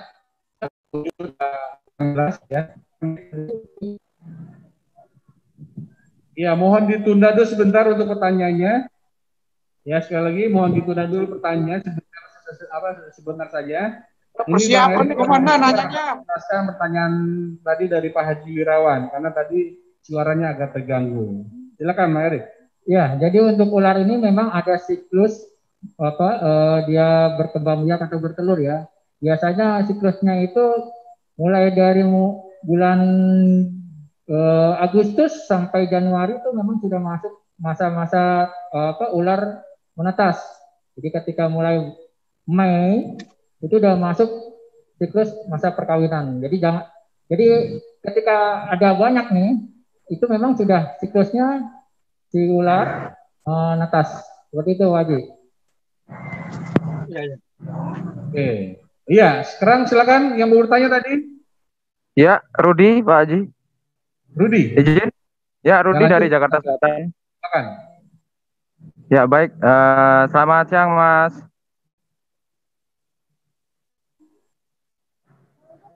Ya, mohon izin, tadi sudah menyimak sama-sama terkait penanganan dari Dr. Maharani maupun Mas Harip. Yang ingin saya tanyakan adalah setelah kita mendapatkan ular-ular tersebut, kita rujuk kemana kembali gitu untuk ular yang kita dapat. Jadi kita terkendala sebenarnya di situ. Jadi yang tadi cukup bagus dalam penanganannya, setelah kita dapat, kita kesulitan untuk memberikan ular ini kemana gitu. Jadi mohon bantuannya. Hanya itu mungkin lebih terkoordinir. Misalkan ular kobra kemana, atau ular sanca, ular batik, kayak gitu. Mohon terang untuk pencaraannya buat teman-teman di wilayah. Dari kami Jakarta Selatan, terima kasih.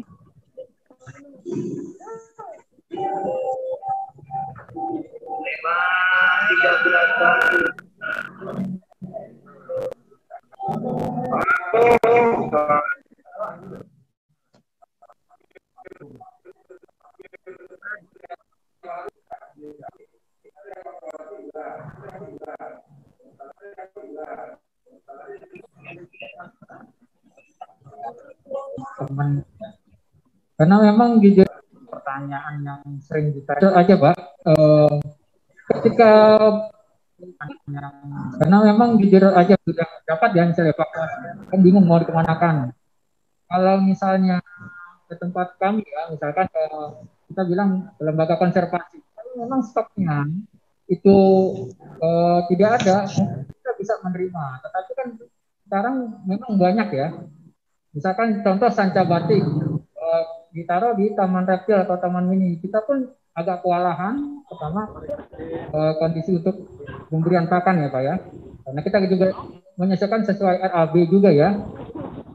Biasanya lebih bijak ini mungkin bisa berkoordinasi dengan pihak terkait, misalkan dari Balai Konservasi Sumber Daya Alam, ya nanti mungkin dari pihak Bapak ada inilah bisa saling surat menyurat lah ini kemana, karena juga MOU kali ya, sama. Iya, karena memang mungkin kalau lari ke Ragunan pun karena Ragunan banyak, dia pasti dia akan dia terima gitu.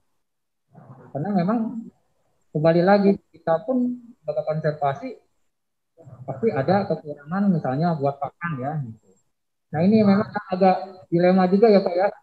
Di satu sisi juga kami nih sendiri kalau ketika udah lanjut di bawah ya mau nggak mau gitu kan, kadang-kadang gitu kan nggak mau Pak. Jadi saya terima gitu, mau nggak mau gitu. Walaupun sebenarnya nanti ending akhirnya seperti apa kita nggak tahu, karena kebanyakan juga kalau kami sendiri kadang ketika misalnya tangkapan kobra kecil nih gitu kan, nah ketika buat dipelihara di kami tuh nggak akan bisa hidup karena beda ular dengan ular yang buat di display. Kenyataannya 50% kemungkinan bisa mati gitu ya. Iya, paling solusinya kalau yang kita jalanin ada kita cari yang benar-benar jauh dari pemukiman warga Pak. Itu sih yang memang ini Pak. Cuma kalau sekarang di Jakarta memang agak susah ya gitu.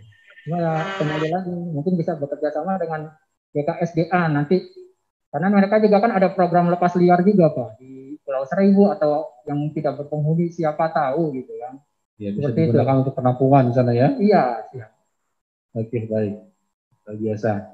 Baik, ini buat PR kita bersama juga mungkin instansi dinas kita mungkin bisa berkolaborasi bekerjasama dengan Balai Konservasi ya hewan liar tadi, dari hasil tangkapan yang selama ini memang cukup bermasalah juga dengan kita ya. Luar biasa Pak tadi. Baik, ada lagi rekan-rekan sahabat Damkar. Assalamualaikum warahmatullahi wabarakatuh. Waalaikumsalam. Siap, dari mana nih? Kakak, nama saya Firdaus dari Jakarta Timur. Begini Pak, untuk ular kobra yang masuk ke dalam tubuh manusia, racunnya itu membunuh manusia itu dalam waktu berapa lama Pak? Terima kasih. Suaranya mohon diulang. Mohon diulang pertanyaannya. Begini Pak, untuk ular kobra bisanya itu masuk ke dalam tubuh manusia. Nah, manusia itu terbunuh dalam waktu berapa lama Pak? Oh, bisa atau racun kalau tadi ya, bisanya itu kalau untuk kobra sendiri bisanya bisa sampai 1 hari Pak. Tapi itu tadi kembali lagi ke first aid-nya Dr. Tri. Iya betul. Bagaimana penanganan pertamanya? Terkadang penanganan pertamanya atau first aid-nya salah, itu yang mengakibatkan cepat ya gitu. Jadi kalau untuk sekedar sharing aja, jadi untuk kobra ini sendiri ya Pak, dia sekali mematuk bisa menghasilkan 200 mg. Tetapi untuk efek dosis fatalnya itu sekitar 15 mg baru bisa membunuh manusia. Seperti yang tadi dokter disampaikan, biasanya di ular berbisa juga ada namanya dry bite, gigitan kosong Pak. Jadi belum tentu orang yang tergigit itu kena bisanya gitu. Tetapi jangka waktu memang sekitar 1 hari 2 hari itu memang itu udah paling inilah 1 hari lah. Kalau saya anggap 1 hari itu udah, kalau tidak cepat tertangani ya mungkin berakibat fatal gitu. Ya gitu Pak. Oke, baik. Ya tadi suaranya menunggu. Matiin dulu suaranya. Iya, kembali pertanyaan ini tadi sudah diuraikan sebenarnya oleh Dr. Tri Maharani ya. Bagaimana penanganan bila mana kita tergigit ular berbisa. Nah, yang disarankan beliau itu adalah yang pertama adalah imobilisasi. yang bergerak, ya, yang bergerak. Kemudian pastikan tubuh yang terkena gigitan tadi itu, ya, bisa dibidai tadi dibidai, kemudian setelah itu adalah lakukan transportasi.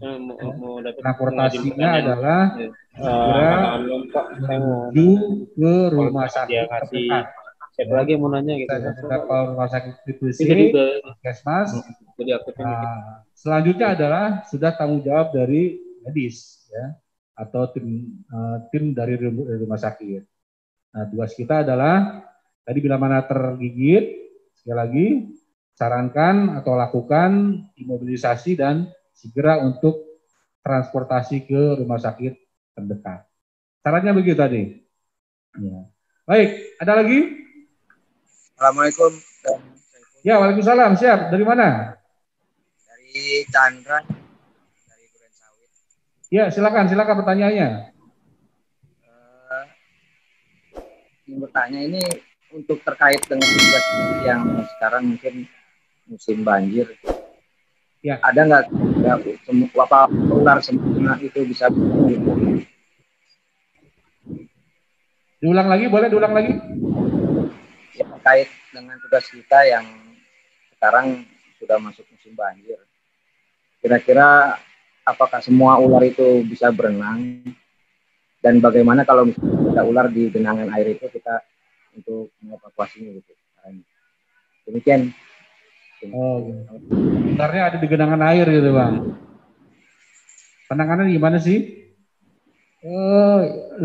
Hampir ini ya, kalau misalnya kita tahu jenis ularnya sendiri, kalau misalnya tidak berbisa, karena memang kalau untuk yang saya temukan ya, maksudnya kalau di banjir itu kadang-kadang memang lebih banyak juga kayak seperti tadi saya bilang, ular pelangi dia karena memang dia peliang kan, dia akan kuat. Terus ular kepala 2 yang tadi ular pipa, itu kita bisa pakai ini aja glove ya. Iya, tapi kalau untuk kobra kita bisa gunain, tetap bisa pakai grab stick tadi. Gitu. Kalau memang nggak sangat sulit karena di air gitu ya, kan kita bisa pakai jaring ikan ya, serokan ya. Yang penting dia ketahan jaga kemana-mana dulu gitu. Kalau setelah itu baru bisa ditangkap di daratnya. Gitu. Yang penting bagaimana kita ngamanin dari si airnya nih, kubangan airnya gitu. Kalau untuk yang berbisa ya. Kalau yang tidak berbisa ya, kalau kita sudah tahu ininya ya cukup gunakan glove aja gitu. Kita pegang, kita bagian-bagian atau ekor atau kepala langsung gitu. Kalau yang tidak berbisa. Oke, baik, itu penjelasannya. Ya, baik rekan sekalian, saat ini menunjukkan pukul 12 kurang 5 menit. Ya, untuk itu pertanyaan sudah kita close, tidak ada pertanyaan lagi. Tiba saatnya rekan-rekan untuk mengisi post-test ya. Post-test yang sudah disiapkan di chat yang akan kami share sesaat lagi. Ya, sekali lagi. Izin bertanya, Pak. Izin Komandan satu lagi, boleh nggak? Satu lagi. Oke. Dari Koja. Ya, satu lagi, nggak apa-apa, ayo. Siapa lagi? Ya, dari Koja, Komandan. Izin Komandan. Silakan. Ya, Kardima dari Koja, Komandan. Lanjut. Dari Koja, dari Jakarta Utara. Ya. Baik, terima kasih Komandan atas waktunya. Yang pengen saya tanyakan, tadi Pak Erik kan itu ya memaparkan teknik menangkap ular. Itu dari buntut, katanya dari buntut kan dipegang. Kalau ular berbisa yang saya tanyakan, itu ada balik enggak? Ada dia kepala akan balik enggak? Dan jarak balik itu berapa? Saya coba ya Pak. Nah, ya. Silakan Bang. Gini Pak, jadi kalau semua ular pun kalau dipegang ekor dia akan berbalik Pak. Kenapa tadi saya bilang? Iya itu. Iya. Makanya kalau untuk ular berbisa, tadi saya bilang tidak disarankan untuk langsung menggunakan tangan kosong. Jadi kalau untuk sanca, makanya ada fungsi orang di depan itu biar dia fokus ke si orang depannya Pak, ke satu arah itu, tidak ke orang belakang. Tapi kalau untuk ular berbisa, cukup kita gunakan grab stick atau hook. Kalau misalnya jadi kalau sangat tidak itu ya Pak ya, ekor itu karena tadi saya pegang ekor itu karena kita menggunakan hook untuk membatasi posisi kepalanya agar tidak lari ke ekor. Kalau untuk 2 orang, 1 orang di bagian kepala untuk biar si ularnya fokus ke orang depan Pak, jadi nggak ke belakang. Itu aja sih. Oke.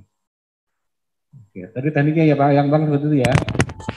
Baik, rekan-rekan, kembali karena waktu dibatasi dengan waktu, sekali lagi tiba saatnya sekarang rekan-rekan sahabat Damkar untuk mengisi postes yang sudah disiapkan.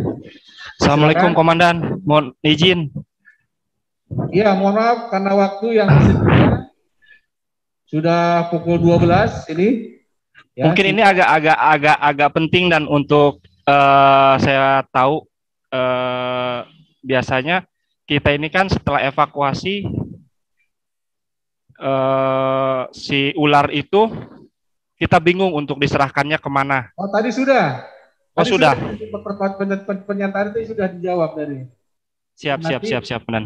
Jadi PR kita nanti kita akan coba berkolaborasi dengan Balai KSD ya terkait dengan BKSDA. Betul. Nanti kita akan diskusikan pasca penanganan evakuasi ular tersebut. Ya. Siap, terima kasih Komandan. Ada satu lagi mungkin Komandan? Waktunya mohon maaf. Siap Dan. Yang lagi silakan Anda mengisi postes yang sudah disiapkan. Ya, mengisi absen, mengisi postes, dan sesaat lagi kita akhiri untuk bincang damkar di kali ini, ya, karena ketersediaan waktu. Sekali lagi bahwa acara ini insya Allah kita akan laksanakan setiap hari Kamis, ya. Dan untuk Kamis yang akan datang, nanti kita akan coba bincang sekitar teknik penyelamatan dari mulai tali temali sampai dengan metode-metode penyelamatan yang bisa dilakukan. Nah, untuk itu saya berharap jadi Anda semua untuk senantiasa sama-sama mengikuti kegiatan ini dan diharapkan ini di setiap pos, setiap sektor itu acara ini bisa diikuti dalam rangka pembinaan, pengetahuan dan keterampilan untuk petugas Damkar DKI Jakarta khususnya. Dan umumnya juga ini ternyata diikuti dari berbagai anggota pemadam kebakaran dari beberapa daerah di Indonesia ini.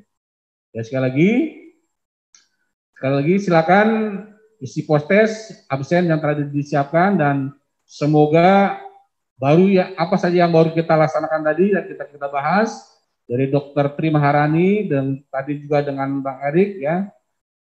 Hal ini bisa bermanfaat untuk kita semua, ya, dalam rangka menunjang pelaksanaan tugas kita sehari-hari. Karena suka tidak suka, layanan penyelamatan yang diminta oleh masyarakat ke kita frekuensinya lebih meningkat. Salah satunya adalah untuk mengevakuasi hewan berbisa. Dan mungkin nanti untuk pertemuan berikutnya bisa kita bahas tentang tawon dan lain sebagainya. Baik, rekan sahabat Damkar, Bang Erik, terima kasih atas kehadirannya. Siap, sama-sama Pak. Mudah-mudahan tadi yang disampaikan tadi itu bermanfaat untuk kita semua, untuk seluruh anggota Damkar dan melaksanakan tugas kita, Bang. Amin. Ya. Dan untuk kita semua, mudah-mudahan apa yang kita pelajari tadi itu menjadi ilmu yang bermanfaat untuk kita semua. Demikian saya akhiri kegiatan bincang seputar Damkar di hari ini. Salam Damkar, salam sehat. Wassalamualaikum warahmatullahi wabarakatuh.